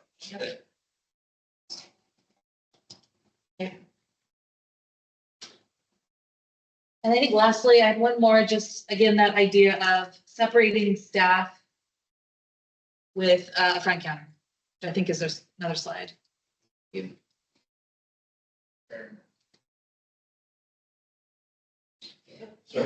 So something I've been wondering since we started meeting is, Autumn, you currently work in the city hall and you'll be working in the new city hall. What do you and your coworkers feel about this? Do you have a preference? You know, we haven't really, I think that, I don't want to speak for all of my coworkers. We definitely did an internal, we did an internal survey 2 years ago. That's part of the report that I provided at the beginning. I think there is definite interest in us working together and having a common space together as staff. So we've heard a lot about that, just the co-working, and especially as more people are returning to work, having meeting spaces and places to collaborate has been really important. But then also the option to also, for those that can, work virtually. So that's been another clear message. We haven't really asked a lot of questions about location. Really? It directly affects you, and I want to help you guys. Yeah. You're the ones that really care about. Yeah. I'll resend the staff survey so you can kind of see what some of that feedback was. But I don't think we didn't talk much about location. Yeah. Okay, so separate front counter and offices. So could we remodel an existing city facility like we've talked about and make that more of a front counter for the community, but then locate city staff elsewhere? And then we'd also be looking at what would we do with community meeting space? Do we distribute it, in multiple locations? I mentioned we have Gibson Hall, or we've got the senior center, or we have the community center, and just having kind of desperate community meeting spaces throughout town. So that's just another model to consider. Okay, we're 11 minutes over. I think that's it. We can move on. With Andrea up next, I think. So I'll introduce, this is Andrea Snyder. She's our Deputy City Administrator and has worked closely and led our finance department for a year-ish or so. I asked Andrea to join and provide just kind of a capital financing 101. Again, we don't have a lot of dollars and cents yet to share with you, but also wanted to paint a picture of what the financial situation is of the city. So not to make this a downer at the end of the night. I get all the fun jobs. Get all the fun jobs. So it's awkward for me to make a presentation while sitting. I'm not used to that. I'll do my best. So hi, everybody. As Autumn said, thank you for the introduction, Autumn. I'm Andrea. I've worked for the city for a total of 11 years now, 6 as Deputy City Administrator. And during that time, I have been in charge of long-term capital planning. Capital meaning infrastructure. You're going to hear that word a lot in Capital Funding 101. So today, if you can go to the next slide. Thank you, Jeannie, for sharing slides. Wanted to talk with you tonight, background on some of the existing revenues that the city already collects, how we spend some of those revenues, so you understand kind of how the city budget works. Because one of the questions that you might be asking is, how are we going to pay for this? And do we have enough money to pay for this? Not to spoiler alert, no, we don't. But you will see that. And also some of the revenue options. So what we have, other ways that we could raise revenue to potentially pay for new buildings or large infrastructure projects. Then I also want to talk about our capital finance community task force. They were a task force that was put together a few years ago by the mayor to look at all of our infrastructure needs and ask the question from community members, how do we prioritize? There's so many needs that the city has. What is the top priority? How should we fund them? So they really looked at these items in depth across transportation, utilities, facilities like you were doing today and with your task force, as well as parks. They looked at kind of all types of infrastructure and gave some recommendations. So I want to share that information with you tonight. And then any questions or discussion or ideas that you might have. So next slide, Jeannie, thank you. So first want to talk about capital versus operating and what those terms mean in case you're not yet familiar. Capital you can think of as infrastructure. It's a large expense, it's a one-time expense. So a capital project would be something like a new bridge, a new road, a new city hall, even a large expensive renovation that we need to make to the police station. That would be something we pay for all at once. That's a capital project. It's kind of a one-time need versus an operating expense, which would be like paying for the electricity in our buildings, paying for the paper that we use to print on, paying for staff salaries. These are ongoing things that we pay on a regular basis just to kind of keep city government operating. So that's an operating expense. Also, maintenance is often considered an operating expense, something that we have to pay for on a regular basis. Those are the two differences. So we're going to talk a lot about capital and not so much about operating. But as we talk about the budget, you'll see there's a lot we do for operating. So this is really a snapshot of our 2025 budget, which totals $170 million. And the components of that budget, you see the blue part of that ring, the dark blue part of that ring is the general fund at almost 40%. The general fund includes departments like police. It includes what we pay for Eastside Fire and Rescue as a member to get fire services and EMT services. It includes the finance department who helps us pay the bills. It includes Autumn's salary, my salary, a lot of the kind of typical functions, ongoing functions of government. In orange, special revenue funds. So unlike your household income, government incomes, only some types of revenue can be used for certain expenses. So for example, in special revenue funds, we charge a tax on your hotel stay. So if you or a family member stay in a hotel, there's a tax that we charge on top of that. We collect that. By state law, it can only be spent on tourism-related expenses. So we have some special revenues. We also have affordable housing sales tax that can only be spent on the city developing more affordable housing or contributing to affordable housing. So we have some special revenues that can only be applied to certain types of expenditures. Or when you see in general fund, it's a lot more general. You can kind of apply those things to various different types of expenses. We're going to go over that in a second, more depth. Debt service, that fund is that little gray bar on the bottom. Not a lot of debt service compared to the rest of our budget. That is a good thing. If we were to add more debt, of course, we need a way to pay for that debt. Something to think about. We'll talk about that a little bit more. Capital projects also form about 12% of our overall budget. So that's those infrastructure projects we put into a special fund and then withdraw from that fund to help us build these infrastructure projects that we do. Utility funds. So those of you who are customers of the city utilities, we provide water, sewer, stormwater utilities. You get a bill. All of those funds go directly to help pay for the utilities that you use. We cannot take money from your water bill and apply it to whatever we want. We can't pave the roads with it. We can't buy a city hall or lease a city hall with it. It has to go back into providing water to you, for example. So all of those utility funds, that's that light blue part of the circle if you can't read the labels. And then internal service funds, it's 10%. That's insurance, that's IT fund to help pay for our laptops that we use across the city. That's kind of just general expenses that apply to all the funds. We usually take a portion of every department budget and kind of pay into these funds to help cover these city expenses for insurance and attorneys and things like that. So that's what internal service funds are. Any questions on what the components of a budget, what they look like? You can see most of it's general fund. Utilities are a large chunk with 27%, a large chunk of city business and what we do. And then capital projects are at 12%. No questions? Okay.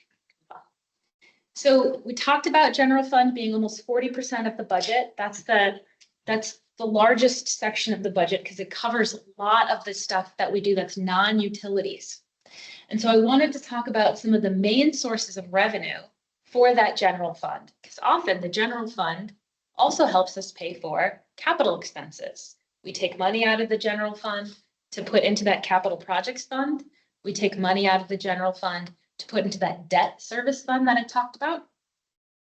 So these are the types of revenues that go into the general fund that we draw from to pay for all kinds of things across the city. And we're going to go over them in a bit, but you can see there's a bunch of different types of funds. Some of them are just like small fees. So if you want to cut down a tree, you have to apply for a tree permit. That's its own revenue source. There's not a large revenue source. We're not paying for a lot out of it, really just to process the permit is usually where that money goes. But there's about 5 large sources of funding in the general fund. So you can see that the bright blue is property tax levy. Those are the property taxes you pay that the city collects. A lot of them go to the school district, but the city gets some of them. And then the sales tax is 36%. We are lucky in Issaquah to have such a robust local economy and to be able to collect sale taxes from our businesses. Other cities like Sammamish, they don't have a lot of commercial activity, not a lot of business in Sammamish, much more reliant on property tax. So we are lucky in Issaquah to have the sales tax that we do. Business and occupation tax forms about 10% of our general fund revenues. So every business, if you own a business in Issaquah, on your gross earnings as a business, you have to pay into the city as well as the states a portion of what you earn as a business. And then there's just kind of these various other types of fees. Fees you might pay in the municipal court, fees you might pay to police, parks and community services. If you or your kid joins a basketball camp, that's a revenue that goes into the general fund that helps pay for our recreation programs. So just wanted to show you what kind of the makeup of the general fund is and what types of revenues the city collects and kind of where they go and how they're associated with our services. Questions so far? Okay, so let's talk about kind of these big 5 sources of revenue that the city gets. We talked a little bit about property tax. 10.8 million is what we collect on an annual basis. That's what we are assuming for the 2025 budget that we'll get this year. So one very important thing, 2 important things about property tax. One is it's considered to be the most stable type of taxation that we have because we are limited in how much we can collect on it. And most people pay into their property tax. So if the economy goes up or down, property tax generally stays the same. In terms of what the city collects, you might see your value of your house go up and down, but property taxes are really weird in Washington, and they require almost a master's thesis to completely understand how they're calculated. But one of the things about the property tax that's unique in Washington State is the city is only allowed to collect we're capped at collecting 1% more, or we're capped on our increases for that property tax on an annual basis. So we can't just raise the property tax to whatever we want. By state law, it can only be raised 1% every year. The exceptions to that are if there's a bunch of new construction, then they'll be paying into property tax and we can collect that. But for what we can collect, it's 1% every year. And I see there's a question. I think our property taxes to county treasurer. How much do they get as opposed to the city? That's a great question. So the main collectors, the main recipients of property tax are the county collects quite a bit. I'm forgetting the actual percentage. I can come back to you with that information and send it out. The school district gets by far the bulk of your bill. And then, but the state and the county get some, and then the city gets a smaller. I think I can see that. It's pretty, okay. Yeah, and we can send that around to you. I thought about breakdown. including that in the presentation. It's not It's a huge percent. It is not a huge percentage. It's actually surprisingly small. And I'm sorry, Jason, if I triggered something by saying that the school district collects a bunch. It's more flashed up. I did. Wait a second. I just wanted to clarify that when we look at property taxes, it's very important to note that not all property taxes that are assigned to schools go to your local neighborhood school district. A vast majority of those property taxes go to the state of Washington, who then disseminates those property taxes to districts across the state.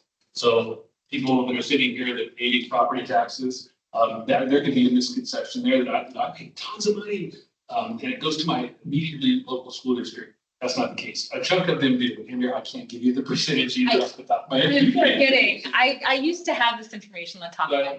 Yeah. A very large majority of property taxes that we pay here in King County are collected by the state, and we're paying for schools in Garfield County and Whitman County. No, and I every- know the difference. Yeah. I did not. Yeah, so when you look at that, as a school district, sorry, don't carve it up. That's kind of a message we talk about when we run bonds and levies, is that when you look at that statement, not every penny that's paid in tax goes to the Issaquah School District, because you live in the Issaquah School District. The vast majority of it goes to the state, and then the state redistributes that across the state of Washington. So we pay for schools all over. True. Thank you for that distinction. Appreciate the clarification. Councilmember Martin. Actually, I'm sorry, Joel. No, I'm second. School district is roughly half. We're about 10%, county is about 40%, more or less. That's the general, about half of these schools. And as you say, a lot of it goes to the state, and some of that is the levies that the district. But the net total, we're, it's, I think it's about $8 per thousand. Yeah, I think that's that. Yeah. I think And about half. at 10%. We've got that graph. We do. I'll dig it up. Okay. Yeah. Yeah. School right now, it's like $3.09 somewhere in that. I know very long time, I'm well aware that King County has been quite creative in the parks, libraries, adding one onto separate, property tax streams versus being, used to be part of the general fund back in the past. So it's not just schools, it's all of those things that add up to the, because I wouldn't be right objective. It's top of mind. I know. Yep. So property tax is seen as stable, not in as much influx with the economy as some of these other sources. And it's capped at 1% increases per year. That's what the state legislature allows cities to do. And that's important because if you think about, let's talk about operating expenses. If we were to give all of our staff a 1% increase, but we know that cost of living or inflation is 3%, that's a problem. Cost of inflation on all goods is typically more than 1% a year. And so for cities that are entirely reliant or mostly dependent on property tax, that creates what we call a structural deficit, where the revenues are constrained to only increase by 1%, but we know that our expenses typically increase by more than 1%, just holding everything steady without trying to do anything new. And so, often our insurance increases by 14% or 24%. And there's very little that we can do about that because we need insurance. And so some things we're just kind of beholden to what the market is deciding for us. And we have very little control over the revenues that we raise. And so that's an important thing to know about property taxes. We're moving forward. We're going to circle back to that later on in the presentation. Sales tax.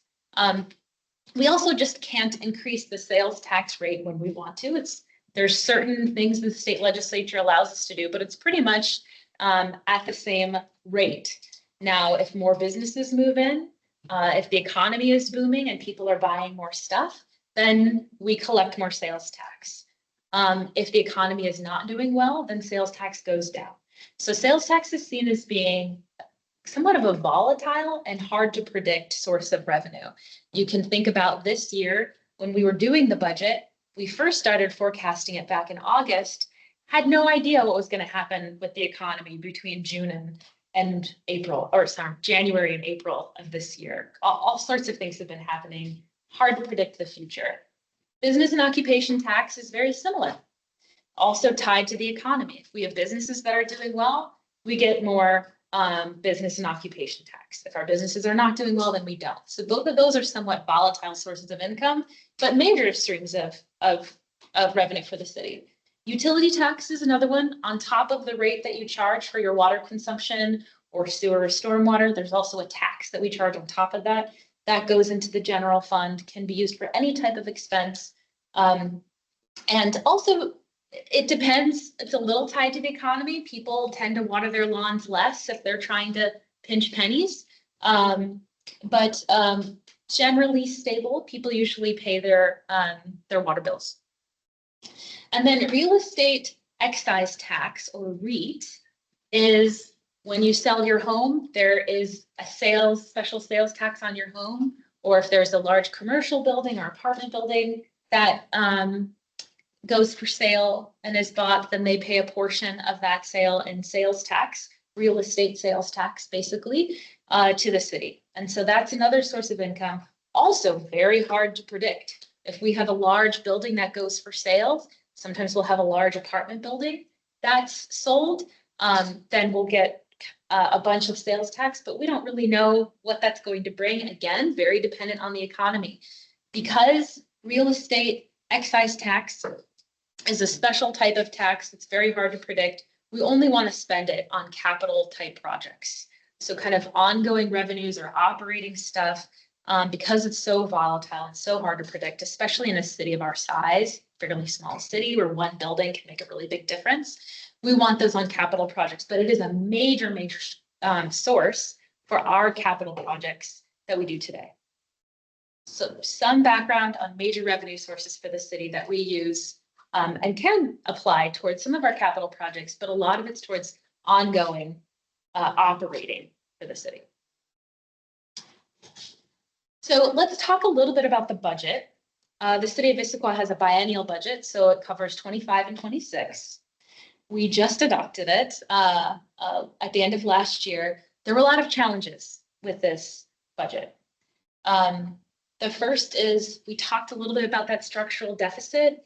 It is less of a challenge for us in Issaquah because we have that sales tax to help us out, but it's still a challenge because we see certain costs, and we're going to talk about some of our expenditures, increase way over 1% a year. So that really means for a lot of cities, they have to do less and less every year because there's just no other revenues for them to rely on. So that's the structural deficit. It's still a problem for us too. Declining construction sales tax. So a portion of that sales tax, it's really a very large source of revenue for us, as we covered on the last slide. A portion of that is construction sales tax. So that means when Costco is constructing a new building for their headquarters, a portion of the sales tax from the lumber that they buy and the concrete that they buy comes back to the city with the idea that there's building happening. We need to, we probably are having more impacts on the city from this growth and this construction. So we get a portion of that construction sales tax. Now, Issaquah, you've all been in Issaquah for a while. Issaquah has had a huge boom over the past 20 years in growth. And so our construction sales tax has been really strong for decades. And we have balanced our budget off of construction sales tax more years than we should. And now we're at a place where a lot of our green spaces for development have been developed. There's not a lot of construction happening. So we're seeing a huge decline in construction sales tax. And there's a few more places we anticipate building.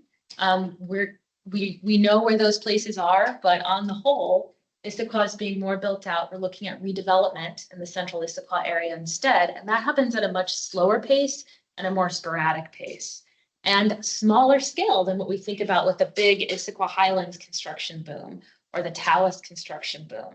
This is going to be looking forward more smaller scale. So that declining construction sales tax revenue really is a problem for us because we have been balancing our budget off of it for decades because we've had it for decades.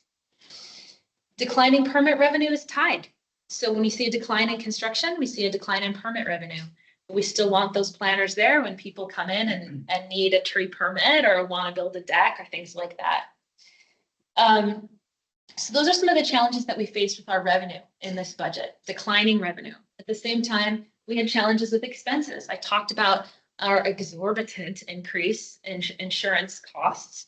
And while we do everything that we can to keep our insurance costs low, that is an industry we don't have a lot of control over. And so that was a huge challenge. Also, police cost increases. The world is changing around us. We are becoming a bigger city. Also, fentanyl is a problem and a crisis, and the opioid crisis is hitting us here at home in Issaquah as well. And so there are some challenges and an increased cost to our jail. We operate a city jail. And police, as you probably are aware, are hard to recruit these days, and they're hard to retain. There are very few people wanting to be a police officer, and so we're having to pay higher and higher wages to make sure that our police force is fully staffed. For a lot of cities, that includes recruitment bonuses. In some cities, that's $40,000 a position, and retention bonuses, because we need our police officers to stay. We don't pay as much as $40,000 for our recruitment bonuses. We try to attract people with a good environment. But still, we have to join the game and pay market value for our police officers to make sure that we have enough staff. So there's a lot of cost increases there. And the municipal court as well, there's some changes that we're anticipating for just increased cost of defense and prosecution attorneys. Attorneys are also in short supply in Washington State, at least ones that do civil matters and would work in a municipal court for us. So all of those costs are rising as well, and their rates are rising. So we have to pay the market rates for them and ensure a proper public defense, which is one of our obligations as a city. So all of those things together meant that combined, we, at the beginning of the budget process, anticipated about a $13 million deficit in our general fund of $67 million. So $13 million out of $67 million is quite a percentage. And in order to balance the budget, which we are required to do, we had to make a lot of cuts for the 25-26 budget. We did those by reducing staffing. So that reduces some of those ongoing, that structural deficit, some of those ongoing costs. We lost many positions in staffing. We also looked, of course, at one-time cuts to projects and programs. So what capital projects can we delay that won't require some of that general fund revenue? What projects do we cut back and scale back? Maybe we don't do all of the things that we would like to do in this project because we have to have a cheaper or a less expensive project. Also, we looked at cuts to programs. So programs that might be ongoing, but we just can't afford. So for example, in 2025 and 26, we're not going to be filling as many potholes. We're not going to be paving as many streets as what you've seen in the past couple of years. We did a lot of investments over the past 6 years in our streets. And so we're going to be scaling that way back because frankly, we can't afford it. And also we looked at additional taxes. So we added a utility tax. Some of you should have started seeing that in your bill in January for certain city utilities. So we brought all of those city utility taxes up to 6%. So we raised it by 3%. And that's on par with what other cities charge in the region. Our taxes were fairly low against some of our peers. And so that was a way that we thought we could just bring in some revenue to try to keep some of the programs that our community really likes to have. And then we're spending down reserves. So in some of these funds, we had some reserves and we're spending them down. We're keeping enough reserves to be responsible with the public money so that if there are natural disasters, if there are emergencies that arise, we can deal with those emergencies if our revenues don't perform as we project. That's why we have reserves. We're keeping a 15% reserve in the general fund for that purpose. That is a standard good practice in municipal budgeting. But there's a lot of other reserves we're trying to spend down, and we're not keeping more than 15% because we are trying to get all of that money to work for the Issaquah population. So that's how we solved our budget problems. So earlier you heard me say, you know, as we think about how are we going to pay for some of these facility needs, how are we going to get our police officers the facility that they need to function in, how are we going to pay for it? And it is our stance that we don't have the room in our current budget, that we would have to cut a lot of things. We've already cut staff this year, that we would have to cut a lot to be able to pay for any new infrastructure when we're scaling back on our program services and infrastructure as it is. So potential capital revenues. What are the tools that are left at our disposal to pay for new infrastructure? There is a public safety sales tax that the state legislature has allowed us to collect. This is something that would have to be voter approved and would provide a 0.1% increase. That's about $2.2 million a year. That could help pay for debt service. It also could go for kind of ongoing costs related to public safety.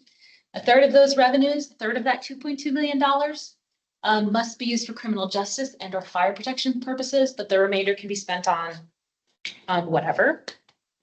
The county would also receive 15% of the revenue. So it has a few requirements associated with this type of revenue source. And again, it would be required to be a vote of the people in order to pass, not just a vote from council. So that's one type of revenue that the city is not collecting now that could be an option moving forward. Then I want to talk a bit about bonds versus levies. And those of you who are on the task force are already well versed in this, but you hear the word bond and levy thrown around a bunch. So I'm going to try to simplify that for you. A bond, you can think of in this case as debt or as a loan. And so there's debts that the city can, you know, we have credit cards just like a normal household. We take loans just like a normal household. The city council can vote to do that. But for really big loans, that requires a vote of the people, because all of those loans, any debt that you take on, we have to repay. We have to have a way to repay that. And you just saw our budget and how difficult it was to balance it. We need, if we take out a loan, we have to figure out how to pay it back. And so a large bond or a large loan must be voter approved so that we identify a new revenue source to pay off that debt. We're going to talk more about it in a second. Yes. What's the threshold? I will talk about that next. Okay. Let me just give an overview and then go into fun vote. Okay, great. A levy you can think of in Washington State is more of a property tax. So we can vote for property tax increases. The city itself, without a vote of the people, so city council can just approve that 1% increase. But the voters can approve a greater percentage of increase in property tax. So when we talk about levy, that's what we're really talking about. Mostly property tax is used for operations and maintenance, those ongoing expenses. We'll talk about that more in a second, but it can be used to pay off voter approved debt as well. So that means that a levy can be used to pay off a bond. This is where it gets confusing. Yeah, but so that's why it's helpful to think of bond as debt, levy as property tax. So for a voter approved bond, the taxes on that debt are limited to the life of the bond. So what that means, if you approve a bond, you are saying, I, as a resident of Issaquah, am approving the city go into debt for this expense, and you can tax me whatever you need to tax me in order to pay this off. So in that language, of course, you would know how much you're getting taxed. It's not a blank check, but basically the taxation would be adjusted to the level of debt that you approve as a voter. And you would know what that level of debt and what your payments would be at the time of the voting. So that's what a bond is, versus a levy would be, we're going to pay this much more in property tax. And we want you to use that in a couple of different ways. It can be used to pay off debt service, but it's limited to 9 years. Most debt service for large capital projects, if you take out a loan, just like if you take out a loan on a home, usually you're not paying that home back in 9 years. If you are, congratulations. But for most people, that's like a 30-year loan, sometimes even longer. So the same is true for city infrastructure. We think about a large infrastructure project, usually the debt is the life of that project. So if we're building a fire station that we think is going to last 50 years, sometimes the debt will be 50 years, sometimes the debt will be 30 years. 9 years is usually not enough to pay back a large loan. Some cities use levy lid lifts to help pay for things like a new fire truck. They don't have a lot of money, and so to pay off a fire truck, they might need, you know, an extra $100,000 a year to pay off that fire truck, and they'll use a levy lid lift. But for these larger projects, like a new fire station, a new police station, a city hall, levy lid lifts are not going to work because we can't pay them off in 9 years. So bonds are often used for building. And so because they don't have that year term limit. So you see more of these bonds that are going to the voters for these larger infrastructure projects. And that's why you see more bonds and not levies. Both tools are available to us, but bonds are better suited for building and construction and infrastructure because of that term limit. So also, you had asked about what are the approval requirements under a bond. 60% of the vote to pass with at least 40% of the turnout from the last gubernatorial election. So it's a little tricky on the timing and how many, on exactly what that approval rate is required to pass, but generally 60% of the vote is needed to pass. Whereas a levy, you just need a majority. So levies are usually easier to pass, but again, very difficult to use for larger infrastructure projects. Also, bonds cannot be used on replacement of equipment. So we talked about if a city needs a new fire truck, sometimes they're going to issue a levy lid lift to try to pay for that fire truck instead of a bond because it's not allowed to be used for the replacement of equipment. It's really more for building, construction, bond, and building. Levy lid lifts can be used for any general purpose and not subject to state limits on total property tax rate for the bonds. So Washington State limits how much property tax any resident can pay. We can't go over that cap unless the residents vote to go over that cap, and that's a different type of election. So that voter approved bond is again looking at we want to build this thing. Here's how much it costs. Here's how much debt we're authorizing the city to take on. And basically, as residents, you're saying we're good for it. Raise our property taxes so that we can pay off that debt. Question. Yes. It's a minor point, but bonds do require 60% plus one. Okay, thank you. Plus one. Yes, if you put it on the other side. Appreciate it. Thank you for that. I appreciate that. Thank you for that correction. Are you going to talk about the other kind of bond? There is a councilmatic bond, as I said on the last slide. So it's the bond is like a debt or a loan. So council can choose to take out a loan. They can vote and do that. The issue still is how are we going to pay for that debt? How are we going to pay for that loan? And so council can approve loans. Usually they're of a smaller amount than what it takes to build a whole building these days. Although we wouldn't do this. We have like $250 million in councilmatic bond authority. Like we can, the problem is that you have to then go start paying off $250 million with it. But we have an immense authority. And in fact, when I started on council 16 years ago, we actually only had a small fraction because we had historically used council authority. For whatever reason, Fred and Mary Lou have decided not to do that. And so we now have this really, really large councilmatic bond authority.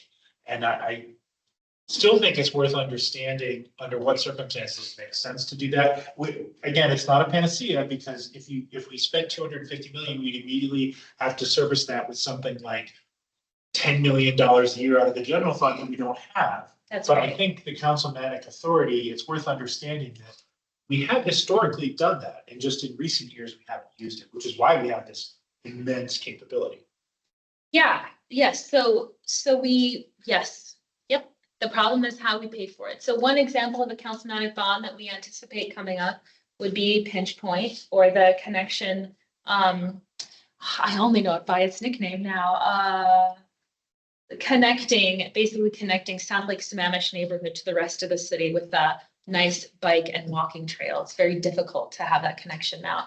And so we anticipate a councilmanic bond that we would pay for using some of our sales tax dollars for transportation. But the question always remains, how are we going to pay for the debt? Whether the council approves that debt or if the community approves of debt, then we have a way to pay for it. Right, but if you took the sales tax levy for public safety, you got $2.2 million a year, then you could pass it. You could do a councilmanic bond for up to that $2.2 million. That's right. That's exactly right. Yeah. Just a quick time check. We're a bit over. Sorry. No worries. I'm sorry. This is complicated stuff. Totally. So we can go through this next quickly. Past bond measures. Issaquah has done several bond measures for the voters to approve. Back in 2008, Fire Station 72 was a $4.5 million bond.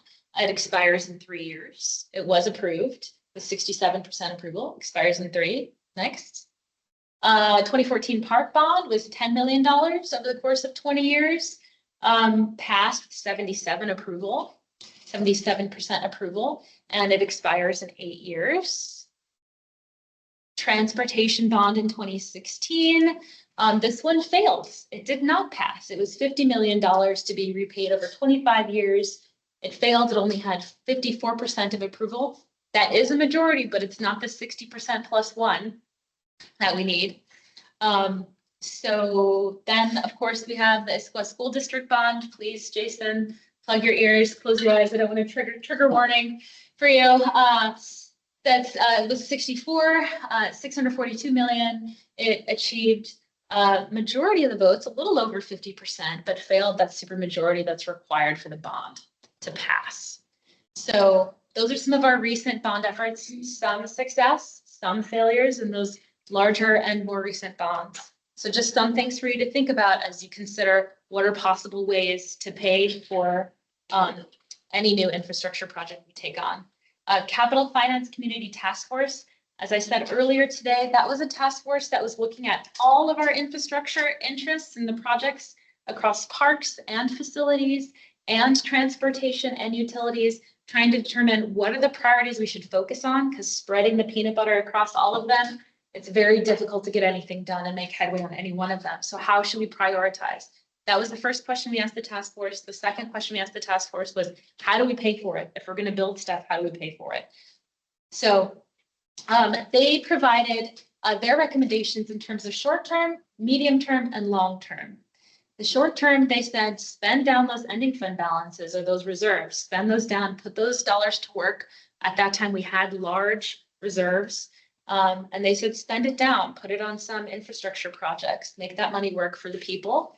And they said, make that be a mix of projects. And we also had some American Rescue Plan Act money, which was money from the federal government to help recover from COVID that we applied towards smaller infrastructure projects at the time.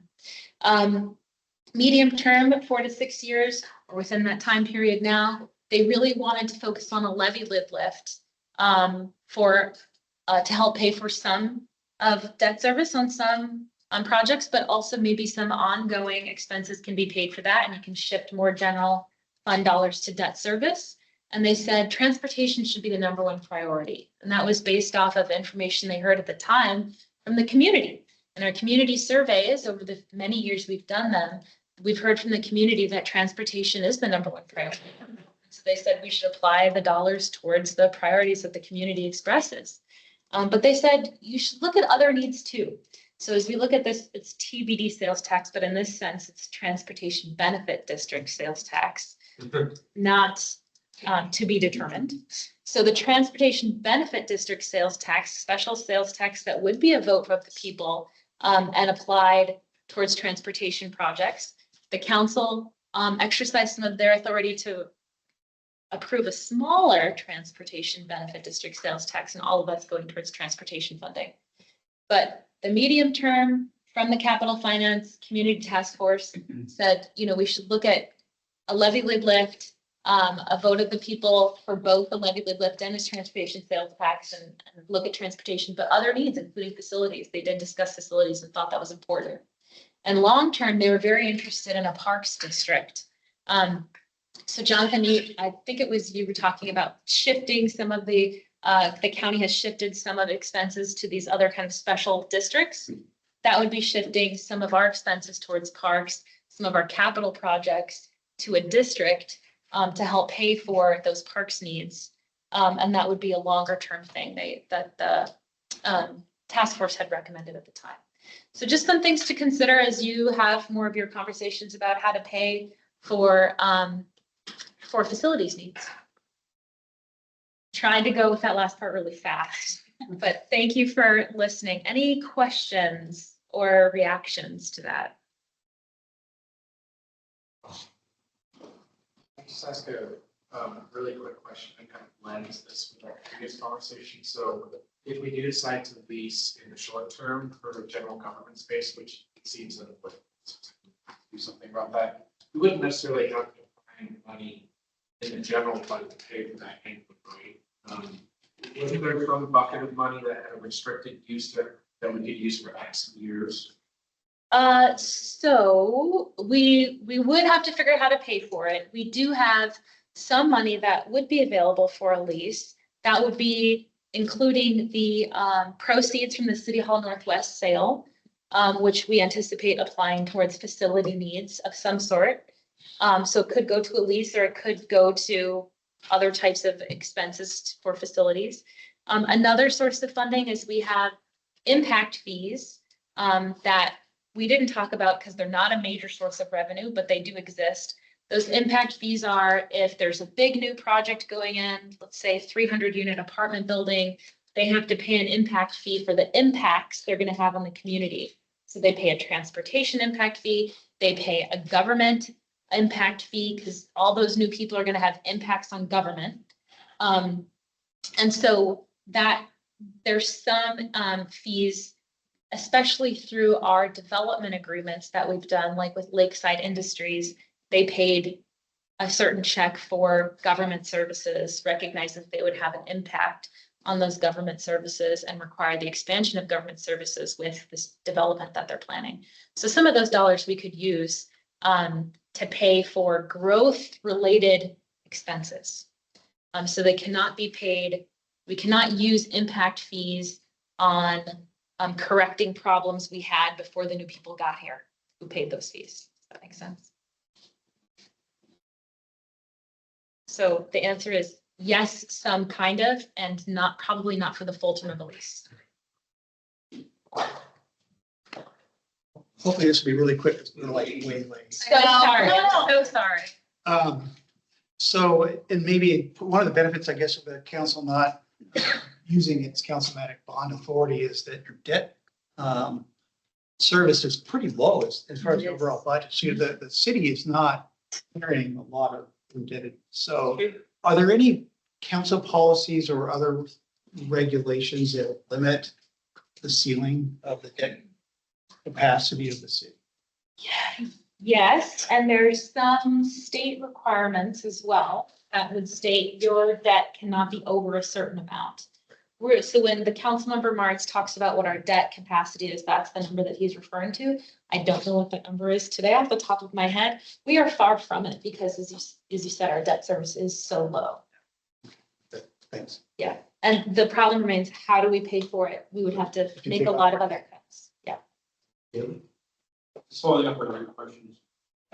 What's the number for really big that requires, a vote versus the councilmatic thing, right? Is that, when I hear like really big, I don't like that number because it's not a number. So you said you were going to specify what that number was? So sure.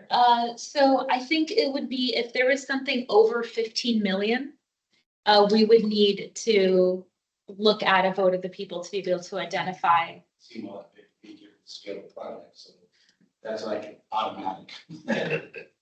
Or as I can guess. And I'm just kind of curious, You said we have low debt, we have an actual number for that? I don't off the top of my head, but certainly we can provide that. Plus 1% of 170 million, right? So. That's our annual debt service. Was that?